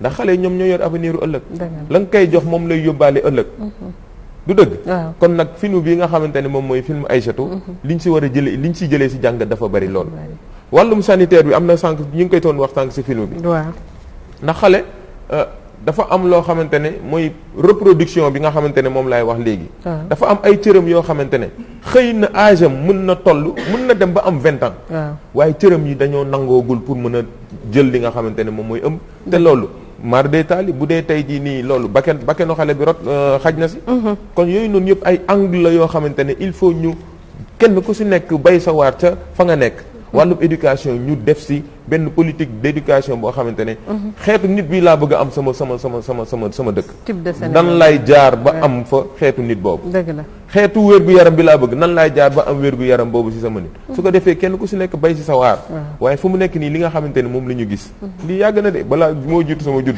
waaw xanaa léegi internet beeg télé yu bari yeeg yooyu sax a tax yu bari léegi ñu koy gis di ko xam mais yàgg na fi mi ngi noonu si kon su ko defee nag mbir mi waar wu yaatu la waaw moo tax kenn ku si nekk di ko bay ku ne da nga war a bay Escoffier Wildaf ONG RABEC ñëpp ndax ñun suñu programme bi nga xamante ne moom la ñu programme de lutte contre l'enfance en rupture ndax mariage de l'enfant c'est enfance en rupture la waaw ndax tey jii ni enfance en rupture du lenn lu dul benn àq ak yelleefu xale bi nga xamante ne respecté wuñu ko te allah kulli alin da koy dab ci avenir am muy manque d'affection soo teelee may sa xale affection bi mu waroon am ci waajuram dina ko dabi ëllëg te su boobaa dina dina sooxe du baax santé bi nekkin bi lépp loo xamante ne dafa am foofu noonu dina ko dabi ëllëg kon ñu joxante carte bu foofu dinaa ñëw foofu ndax wax dëgg yàlla lii waaw góom la boo xamante ne faj bi moom loxoy dina ci bëri ku nekk dina ci wax soxna Penda gis nga film bi muy yow yéen aussi ba tey yow yaa ngi ci Wildaf waaye tamit am na loo xamante ni gis nañ ko ci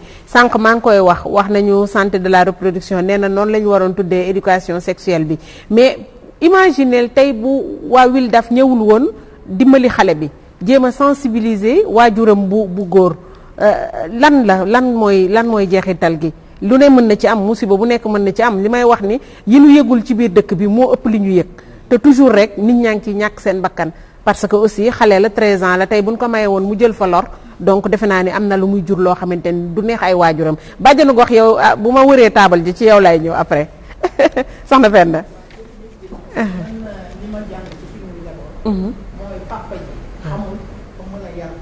waaw xamul c'est vrai parce que yaakaar naa ne su ma xoolee ni mu doon jàppe yaakaar naa ne du noonu la ñuy jàppe kon moom xamul diineem a war a mën a yar doomam beneen bi ci topp mooy xeex bi yaay ji wax na li mu bëgg mais ni mu ko waxee moo xaw a doy waar amaa su ko xëccoon mu toog ñu waxtaan diisoo xaj na li mu bëgg dina ko mën a am mais it ma gis ni ñi ñëwoon di sensibiliser dañoo bàyyi ba daay gi tàkk ñu door a ñëw di sotti. mais est-ce que teel nañu yëg aussi. waaw mais c'est-à-dire.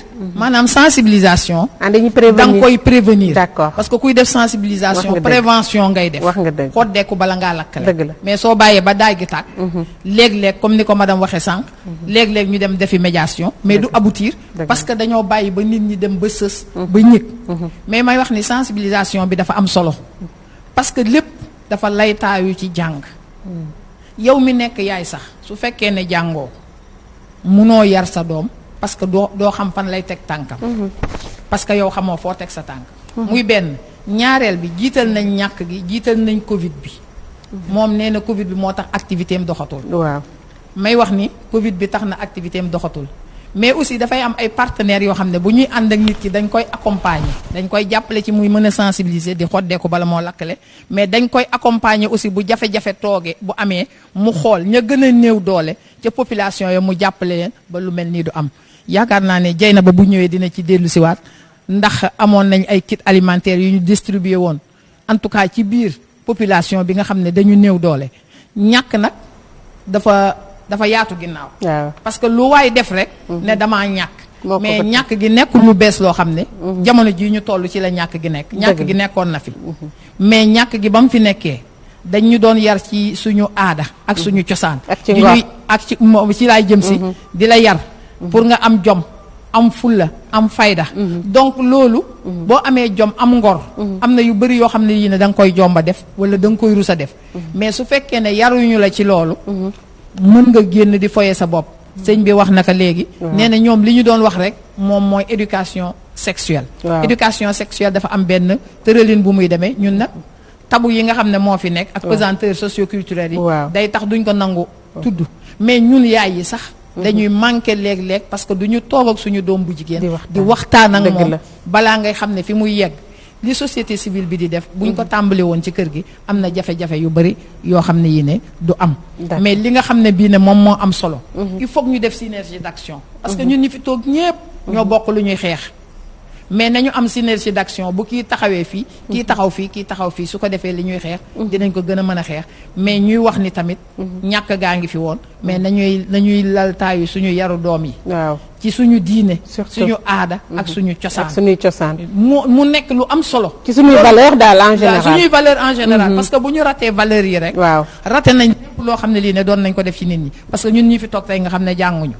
dañu doon wax doomu gor dafay rusa fen doomu gor day rusa sàcc doomu gor day rusa def nangam doomu gor day rusa def nangam day ruus ba nga xam ne yow foo toll rek loo bëgg a def sax da nga naan man gor laa waruma mën a def loolu mais aussi communauté bi ñëpp dañ doon yar doom ji ñëpp ñoo ko juróon léegi nag doom ji man dong maa ko jur ku door a xam ku sama doom sax mu def lu dul noonu nga ne ko bul defati lii bu ñëwee jooy koo tasee mu ne man de dama tasee tata biti mu dóor ma su ma ñëwee duma la laaj lu mu def dama la naan bul dóorati sama doom joxoo ko mu lekk joxoo ko naan loolu aussi gis nga li ngay wax noonu dama ko gis Ndar ñun daaw xale da ngay gis yow sa doom day yendu ji beneen kër jàngal ko fa àddina jàngal ko fa liggéeyu jigéen jàngal ko fa lépp loo xamante ni yow mi yaayam peut-être bu toogoon ci sa keppaar sax doog ko jàngal ku ci nekk da ngay xëy yendu ji beneen kër ce qui veut dire que ni loolu amatul léegi boo laalee doomu jàmbur moom mu ne la lu tax nga laal ko ba pare bu yàgg ba dañ doon def ni dañuy seet da ngay am sa doom mu am 10 ans nga fekk ko mag ko kii mooy sa ndey dikke jàpp ci loxoom dem defar ay gâteau wala ay beñe wala dara dem yóbbu ko ne ko sama doom jaa ngi nii yow yaay ndey dikkeem donc éducation lépp moom yaayam jooju moom moo koy yore mais bi ñu demee ba société bi ñu yegg si fi ñu yegg dañ ko tasaare la ko taxoon a jóg nekkatul mu nekk mumbaay ak puukare ba nga xam ne bii ne li ñu war a liggéey yëpp duñ ko liggéey parce que yëpp gis ma rek maa mel lii maa def lii maa wax lii ci loolu lañ koy def kon war nañoo dellu si waat suñu bopp xool suñu valeurs yi li ci am solo ñu jël ko gën a mën a jàppale nag société civile bi parce que ñi fi intervenir ñëpp li ñuy xeex yëpp xeexuñu ko pour seen njaboot mais dañ koy xeex pour population bi dañ koy xeex pour ñëpp dañ koy xeex pour ñun kon ñun war nañoo xam li ñuy xeexal mooy lan ba ñu taxaw ñoom lu ñu wàqi rek ñun ñu mën ko suul te jàppale leen ci mooy lu ñu wàqi rek ñu mën ko suul mais di veiller aussi ci éducation xale yu jigéen yi am na solo parce que damay wax ni jigéen moom mooy sookulu mooy pilier wu famille mais mooy sookulu nation.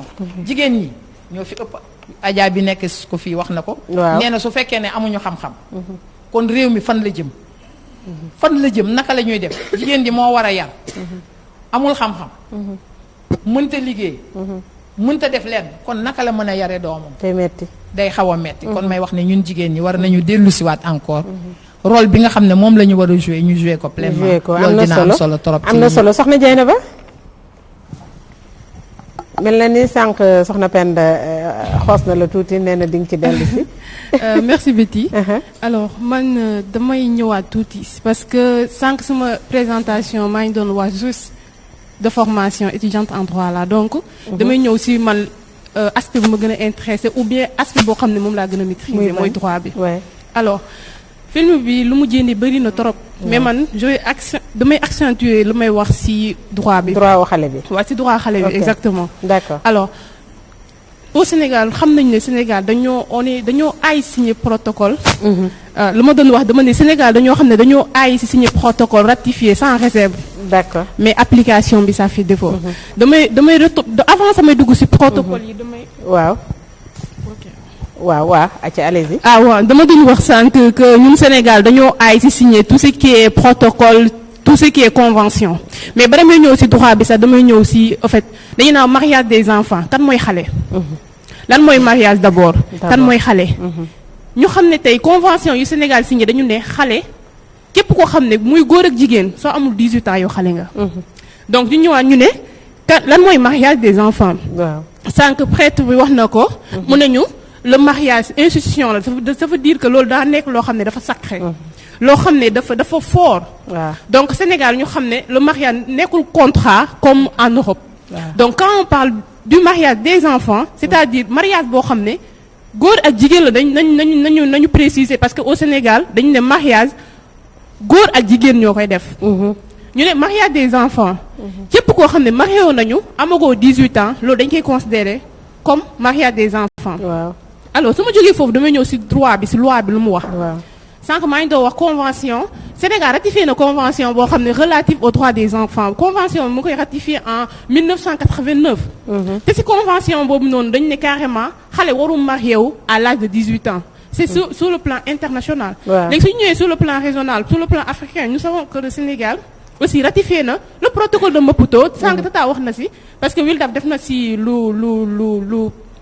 def na ci liggéey bëri ci protocole de Maputo te xam nañ ne protocole de Maputo aussi dañuy naan xale warul marié wu donc 18 ans la war a marié wu mu nekk góor mu nekk jigéen. mais suñu ñëwee ñun te Sénégal convention yooyu noonu ratifié na ko sans réserve. te sax suñu wax sans réserve dafa ne lépp lu ñu ratifié d'accord nañ ko kon nañ ko war a appliquer suñu dëkk. alors ñun juristes yi suñu wax la hiérarchie des normes dañuy naan en fait les traités. ñoo gën a nekk ci kaw que nos lois internes. te traité yi nee nañu xale warul marié wu donc amagul 18 ans mais suñ ñëwee au niveau interne y a le code de la famille. article 111 du code de la famille dañu ne. sànq tata bi ñëw na ci ne ku góor ki à l'âge de 18 ans lay marié wu. mais ku jigéen ki à l'âge de 16 ans war na mun a marié wu. waaw loolu la. le pire dans tout ça. loi bi nañu amul sanction pénale. tey jii amul sanction pénale. sanction civile la am c'est-à-dire l'annulation du mariage lay am. tey ku góor gi soo amee 18 ans man ma am 15 ans ou 13 ans ñu marié ma duñ ko tëj amul dara dañuy naan annulé nañ mariage ñu jeex. au-delà de ça ñu ne ñu alors fan la mun a amee sanction pénale fan lañu mun a tëj nit su nekkee ku góor ki consommé na mariage boo xam ne xale bi amagul 13 ans donc foofu dañuy sous-entendre que xale bu 13 ans sax. war nañ ko marié wu. si gis nga discrimination boobu mu am alors si loi yi laa ñëwaat ba tey. parce que au Sénégal fii am na loi 2014 boo xam ne dañuy naan day porter sur l'éducation l'éducation d'une manière générale au Sénégal. si éducation boobu si loi boobu noonu loi 2004 boobu noonu am na l'article 3 bis. dañ ne muy ku góor ki muy ku jigéen ki. l'obligation dafa am obligation dem école jusqu'à l'âge de 6 ans jusqu'à l'âge de 16 ans. donc gis ngeen am na contradiction entre nos lois yoo xam ne mu ngi ci dëkk bi parce que mënuñu ne jigéen en fait war nga marié wu à l'âge même de 13 ans war nga marié wu après ñu ne la tu as l'obligation d'aller à l'école de 6 ans à 16 ans donc xam nañ ne en fait il y a beaucoup de discrimination yooyu noonu su ma jénnee ci loi bi damay ñëw ci tata Tampenda lu mu doon wax alors Wildaf ñun xam nañ ne Wildaf dafay utiliser l'instrument juridique pour dimbale jigéen dimbale jigéen ci ban fànn tata Penda sànq wax na ko ne carrément autonomisation de la femme bëgguma woon dugg ci foofu sax parce que fii ni problème bi majeur bi c'est pauvreté ouais te au fait suñu ñëwee même ci Sénégal suñu xoolee dëkk yan la mariage d'enfants gën a bari dañuy dem ci dëkk àll yi ay Kédougou Matam dëkk boo xam ne dañuy làqatu dafa làqatu au fait nit ñi amuñu xaalis sànq wax na ko exploitation économique man jigéen laa xaw naa rafet sama papa ne mun naa am ci ay million dama lay maye. Wildaf ne carrément suñu bëggee jénnee loolu am na lu ñu war a def l'autonomisation des femmes nañ dimbali jigéen ñi. récemment def nañu ay. ñu mënal seen bopp ñu mënal seen au-delà ñu mënal seen bopp sax. ñu mën a liggéeyal seen bopp. ñu jàng. mun a defal seen bopp dara. mais au-delà de ça exactement mais au-delà de ça dañ leen di jàppale. parce que récemment Wildaf. jóge naa Tapenda ci moom Pikine yàggul dara. dañuy dimbale jigéen ñi. ci ay kit alimentaire. ay kit sanitaire def nañ ko Pikine def nañ ko Guédiawaye demoon naa Thiès et cetera et cetera. Sénégal yëpp doo xam ne Wildaf na leen di laal parce que xam nañ ne dëkk bi dafa metti. d'accord mais mu am solo. lan sensibilisation bi. parce que bu ñu doon def kit alimentaire yi aussi. dañu wax nañu sensibiliser jigéen ñi ci coronavirus parce que xam nañ ne coronavirus ñëwagul. ñu gis ne ci film bi. sensibilisation bi joué na rôle bu important. waaw sensibilisation mooy ban sensibilisation on dit dans la sensibilisation le principe de ne pas nuire. lan mooy le principe de ne pas nuire. genre da ngay ñëw ci nit ki muy def benn pratique boo xam ne yàgg na ci moom doo ñëw de nga ne ko li ngay def baaxul non nii ak nii da ngay xam noo fooy jaar ak moom. ba xam ne carrément nga am li nga bëgg. approche bu baax ngay ñoom xam nañ approche parce que dañoo xam ne pas bi peut-être moom gëm na diineem. nañ jaar ci diineem. pour ñu am lu ñu bëgg. donc ñuy en fait ñuy appeler société civile aussi ñun suñu communication. parce que benn jéena mooy ne non droit bi nee na lii droit bi nee na lii di wax lu ma neex alors que au fait xamoo en réalité kii lan moo tax muy def noonu. damay terminer fenn rek. damaa xam ne am na solo ci moom trop parce que ci film bi ma koy seetaan. wax na imam bi dafa ñëw ne jigéen waruñu ko may wala nit waruñu ko maye donc moom neewu waa bëgg naa. te Sénégal. en fait ñëpp dañuy naan man jullit laa. mais xamuñu en fait l'islam lu mu wax.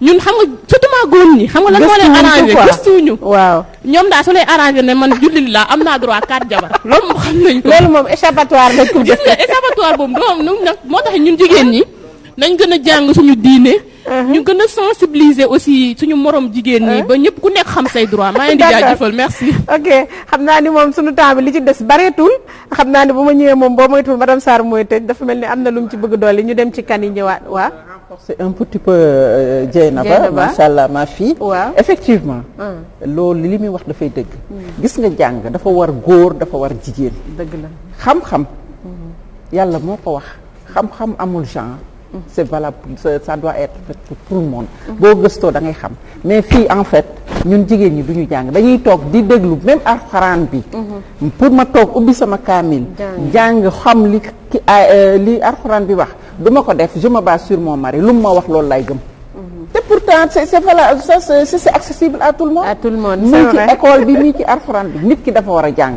même nit bu la waxee ne la aaya bi allez vérifier bu aaya bi dëgguwul bu ko appliquer parce que en général ils prennent la religion en leur faveur te des bu leen arrangé rek ayca xam naa ni dañuy jox soxna Kani xool nga film bi defe naa ni relevé nañ ci ay points yu bari yow lan nga ci jàpp ak lu ci sa impression waaw merci encore une fois Betty ci plateau bi maa ngi delluwaat du nuyu ñëpp en fait booy xool film bi en tant que jigéen sa yaram day daw dëgg la dafa mel ni que genre marchandise d'après man nu ma analyser paa bi plaisir am la xool mais xoolul bëgg-bëgg doomam en fait dëgg la mi ngi xool xale bi lan la ko mun a andil financièrement mais xoolul xale bi bu demee lan lay dund foofu ci côté souffrance côté violence kii ñëw di ko bëgg si dam mi ngi xool comme xale bi comme on dit rek fii Sénégal bu plus nga nekk xale rek plus da ngay visible ci kanam góor comme on dit xale yu góor yi dañu bëgg jabar bu féete ndaw waaw moom tam mi ngi xool naf su bakkenam waaye moom nag da di paax waaw alaaji da di baax li may wax noonu mi ngi xool bànneexu bakkanam daal. moom mi ngi xool bànneexu bakkanam. en fait comme lu tata bi wax sànq madame Guèye. jàng war na góor war na jigéen. rawatina jigéen parce que ñun ñooy produire. booy produire nag dañu war a yokk xeet bi c'est bien beau. xeetu bu ñu bokk mooy kii jullit yaa ngi dégg mais en qualité. mais pas en quantité. tey xale bi bu ñu ko maye woon mu dem mu jël grossesse. on sait jamais kii yow mun na fa des nu ñu koy wax bakkanam mun na fa def ñaana luñ ko yàlla.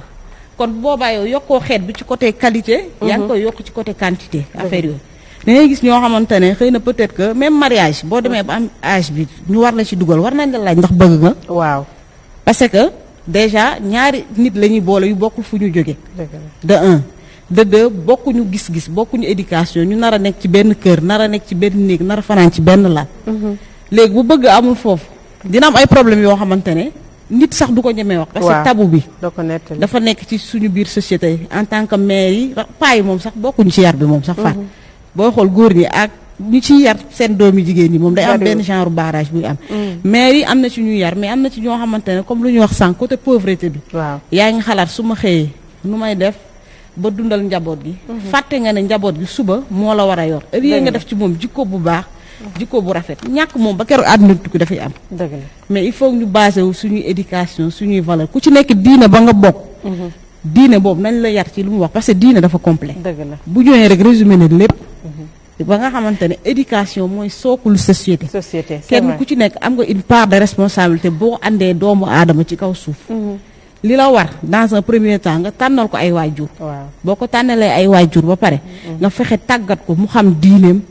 tàggal ko ci société bi nu muy doxee ba fu mu dem wala fu mu toog bu waxee ñu déglu ko bu jëfee ñu ne accam c'est vrai loolu nag mi ngi déparé ci ñaar ñi nga xamante ne la ñuy boole ci biir néeg bi ñu sëy am na solo waaw merci léegi nag damay tourner ci bàjjanu gox dégg nga nit ñi ku ci nekk wax nga li nga jàpp ci film bi ak ni nga ko gisee ak ci li nga xamante ni ci la ñu war a taxaw léegi yow dañ lay bàyyi nga def sa jàngat biti ñi ngi am kontaan ci lool li ngeen woote dafa am solo lool ci waxtu wi ñu ko wootee man li ma njëkk a jàngat mooy xale bi ci départ bi rek njàngam yàqu na dëgg la parce que xam nga lu tax dañ ko traumatiser xoolal fi ko papa ji fekk fi mu ko xee mariage bi na mu dawee xam nga loolu même bu xëyoon dem jàngi psychologiquement dana am lu mu def ci moom kon lu mu daan xam dana am lu ci wàññeeku benn parents yi li ñuy wax ci góor ñi macha allah dañ koy wax comme ci jigéen ñi te ñun bàjjen gox lu ne lay jànkonteel nekk ci association ANTEAL tax jiite leen ndax seen tànk ma indi fi tey yàlla dogal na sama doom dafa ne sensibilisation ñu ngi sensibiliser nag lu ñu mën yéen cas yu mel nii di ngeen koy faral laa ilaaha illallaah ay doom macha allah lépp ñu ko waxee dëkk bi toj réew mi tas dëgg la càmm mi xam ne li ma ci ndax mu may dimbali ndax ñoom it macha allah waawil def ñi ngi ci mais dañoo yor fële ñaari tali xam nga foofu macha allah benn tali ñun ñëpp quartier populaire la mais ginnaaw yàlla ak yonent bi waa rabet ñi ngi ciy jàppale bu baax d'accord rôle bi waa wil def ñoom it ñi ngi ciy jàpp bu baax te moom xam na ndax man bis bu ne ma woo ko donc li may njëkk a wax mooy affaire u xaalis xam nga góor gi boo seetloo lijjantiwu sax ndax xale bëgg na wala bëggul xaalis bi rek la lijjanti ndax li ñuy wax rek ci ñàkk am na yoo xam ne di ñàkk ba exploité si doom daf ko fi jarul te xale bi tey bu dawoon dem ca bàjjen wax ko ñu ne bàjjen dañoo sab wala mu dem ca présidente association wax ko ndax xale fu ne lay wut ndimbal fu ne la ñuy wut ndimbal waaye léegi boo ko defee ñu ne la kii amul kilifa te loolu sëy boobu du bàyyi rek xale bi de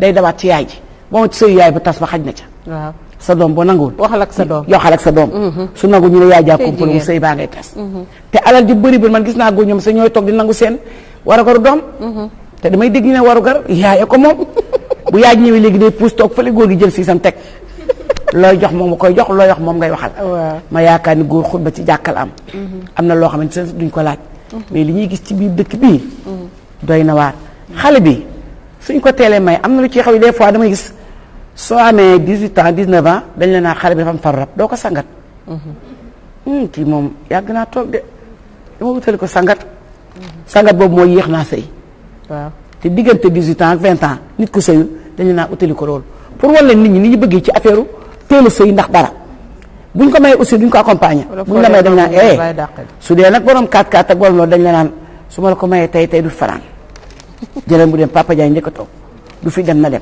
nga jël xale bi kese ak jëkkëram kese dem na ba xol bi bëggul mais dugal nga ko ci biir dugal nit ci lu mu bëggul rek naxar la waxuma laak nag yóbbu ko foo xam ne moom dong ak jëkkëram dong ñooy nekk déjà bëgg ba rek bañ ba rek dara la are la nga du yenn waat ko yóbbu njàngam waxatuñ loolu kon nit ñi dañu war a xalaataat dellu si waat seen xel ci côté wér gu yaram loolu kenn waxatu ko des fois dañuy ñëw ne la bàjjen nga ne naam ñu ne diw dafa jël sama doom waaye daal dafa na ngeen baal ma dafa soccet wala filaan fekk soccetul xale baa ndaw daal sax dafa am pointure am daal dafa pointure wala ñu def ak moom noo xamante ni macha allah xale bi même bu ci jëlewul dee mën na cee jële yàqute goo xam ne maara day taali te loolu yëpp duñ ko calculer ñoom pour nañ yaakaar jigéen bu xesee ba gis fóot comme ni ñu koy waxee rek jeex na mat na te jigéen nag mën naa gis fóot te ay cëram du mat wax dëgg yàlla nit jigéen mën na gis fóot te ay cëram du mat mais fañ koy teg moo doy waar teg ko ci jamono ji xale yi boo leen teelu may ñu dem yàqu ñëwal la mais xale da ngay waxtaan ak moom di diisoo moom bien vrai que xale yi tamit naqar nañoo diisoo ndax internet bi nii rek la ñuy def nii rek la ñuy def dañuy toog ci néeg bi de dem amee néeg bi jàll dootal waxtaan ak ñoom dootal def ak ñoom dara 1 2 ña nga ca wax ja su guddi jotee nga yaakaar wan leen woo dañuy mel ne kuy wax ak jinne dañuy voyagé wow fan ngay amee bunt pour mën a wax ak xale bi xanaa naxante rek waaw ay ceeb naxante rek kon jamono këpp ñu ngi ñaan ci yàlla daal béti waaw xam naa ne de association yi sonn nañu waaw bàjjen yi sonn nañu ñu ngi wax nag gouvernement mënul lu dul dimbali la mais cëgal gu gaa ngi ci biir kër gi ñu ngi ci biir kër gi nag kenn xamul looy xat na ma yàlla baal boo waxee góor ñi seetlu nga bi ñu fi dugalee parité dëkk bi xaw naa toj jigéen ñi amuñu kilifa yow yaay ji heureusement ndaw si am na matug bañ tey ndaw si bu nangu bu bañoon tuuti rek dem gis ku mel ne waawil daf wala ku waar la rek wax leen ko ñu daal koy amul kilifa dafa ñàkk kilifa moom day bu jëkkër ji may bëggee may doom da ko yóbbu ca kër buur d'accord waaw kon nag yooyu yëpp bokk na ci loo xam ne war na ñoo mën a yee may fi ma toog nag ma ciy jaarale di gërëm waa Rabek parce que nit ki bu defee lu baax rek da nga koy wax ñun de biscuiterie commune biscuiterie ñu ngi sant yàlla di sant yonent bi di sant waa Rabek ci tur yu subaa ji dañ leen di jàppale ndax wax dëgg neex na ñun ñun bàjjan yi bien vrai que ci tur association anti taax laa ñëwee ñun ñu jàppale ci lu bëri kii am na lu ma junj da di dañoo toog ci télé waaye loolu ñu ngi koy dox maak moom mii te pareegun kon nag ñu ngi ñaan béti waa wil daf li ñu saxal ci dëkk bi nañu fexe jigéen ñi ñu leen informer di dem ci imaamu jàkka yi di dem ci chef de quartier yi fexe di dem ci mbootaay yi ndax mbootaay bis bu ne samedi bu ne wala àjjuma jigéen ñi ngi daje nag foofu ñu daje tam am na importance pour ñuy wax ak jigéen ñi waxtaanukaay la waaw foofu waxtaanukaay la ma dina ubbi buntu boobu pour ngeen jàppaliñ ci bu baax a baax waaye mbir bi doy na waa béti en tout cas merci beaucoup ab yi fi jóg yëpp dafa am solo waaye dafa di temps la te temps bi daf ñoo tënk waaye li fi génn xeebuñu ko am na solo te xam naa ni téléspectateurs yi jàpp nañ ne am na solo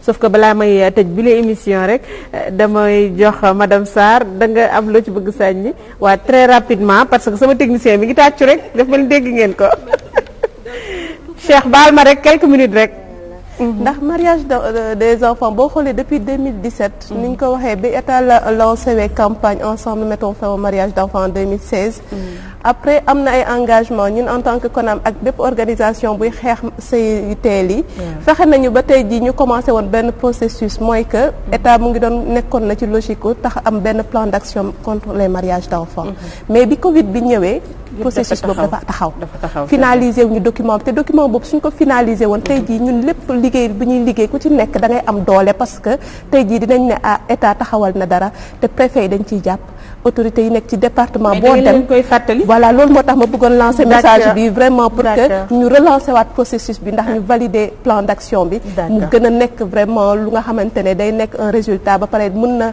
gën a accélérer tamit changement d'accord incha allah rabbi madame Sarr mu bañ a gudd rek ñu xool lan la ñuy tëjee merci beaucoup di gërëm ñëpp ni fi teew au nom du Wildaf Sénégal d'accord di relever le fait que ni bon génn na fi lu bare bare la pauvreté et l'éducation l'information également au droit la révision de certains concepts également qu'on utilise ndax boo nee santé sexuelle rek dañuy yaakaar ne diggante góor ak jigéen la alors que c'est plus large que ça il faudrait que ñu également ñu jël ci nga xamante ni bi suñuy aada la ak suñuy cosaan ci lu baax ci valeurs yi ñu di construire ay argumentaire ndax tey ji loolu moo ak argumentaire religieux ndax loolu moo tax tey ji góor gi dellu ci ay décision ne dafay dootul mayee doomam ji dëgg la donc ginnaaw remerciement boobu également pauvreté bi il faut que état bi duñ ko mën a bañ a wax caam ndax c'est des engagements yoo xamante ni bi jël na ko ki l'a signé ki l'a ratifié et l'effectivité tey jii de ces engagements-là est un défi pour lui et un défi pour la société civile ñu ngi ciy béy suñu waar mais nañ ci gën a baral nañ ci gën a baral éducation bi nag du état rek ndax itam mais c'est le garant également du respect des droits la dagg tamit c'est lui le garant bi dina ma door de c'est lui le garant très rapidement dans la famille également l'éducation foofu la war a foofu la war a doore nañu yar mais également ñoom aussi li nga xamante ni mooy seen devoir ak li nga xamante ni mooy droit yi nga xamante ni bi reconnaître nañ ko accepter nañ ko nañu fexe ba di ko respecter am na solo voilà le droit à l'éducation la lutte contre la pauvreté la santé c'est des je pense que c'est des thèmes fondamentaux yoo xamante ne bi tey jii dëkk mënul jëm ca kanam te yooyu jëluñ ko en charge def ci li nga xamante ne bi loolu taxawaay bu mat sëkk ba kenn ku ci nekk yëg ci sa bopp nag dëgg la am na solo ñu leen di gërëm di leen sant vraiment di gërëm ñu fi teew yëpp imam monsieur le prêtre mes collègues mais également bàjjenu gox le pasteur maa ngi koy nuyu bu baax a baax vraiment di leen gërëm ci teewaay bi fii je pense que li fi génn am na solo bu d'accord soxna Maymuna rapidement rek sama technicien baa waaw di lancer rek un appel à notre ministère pour mu jàppale waa SCOFI parce que gis nga problème bu amee dans la société balaa société bi di ko sentir école la koy njëkk a sentir te ñun enseignantes yi dañuy wax il suffit d'être enseignante pour être membre de la SCOFI dañoo sonn li ñuy daj ci classe yi pour dimbali xale yi ñu bañ leen a maye def mariage forcé on utilise nos propres moyens gaa suñuy doom lañu mën na dañ ko war a def mais aussi état dafa war a appuyer SCOFI relever défi bi comme ça au moins les problèmes vont en tout cas d'accord li ñu fi mën a wax bari na waaye temps bi nag moo ñu xoj ma ciy jéggalu nag bu baax a baax bu nu sañoon dinañ ko gën a yaatal gën a ko waxtaane xam naa ni ce n'est que partie remise dinañ dellu si waat xam naa xool nan la ñuy eggalee waxtaan wi je rappelle que ni tey ñu ngi doon waxtaanee mariage des enfants ñu àndoon nag ci plateau bi ak imam Cheikh Omar Seck bokk ci COMOD ak Mariama Sarr Traoré Wildaf Marie-Thérèse Sambo coordonnatrice CONAM ak madame Maymouna Gueye Traoré enseignante spécialiste en sciences de l'éducation nekk syndicaliste secrétaire général adjointe SADEF nekk également membre SCOFI ñu àndoon également ak madame Alimatou Taïrou économiste la bokk également ASFEDU ASFEDU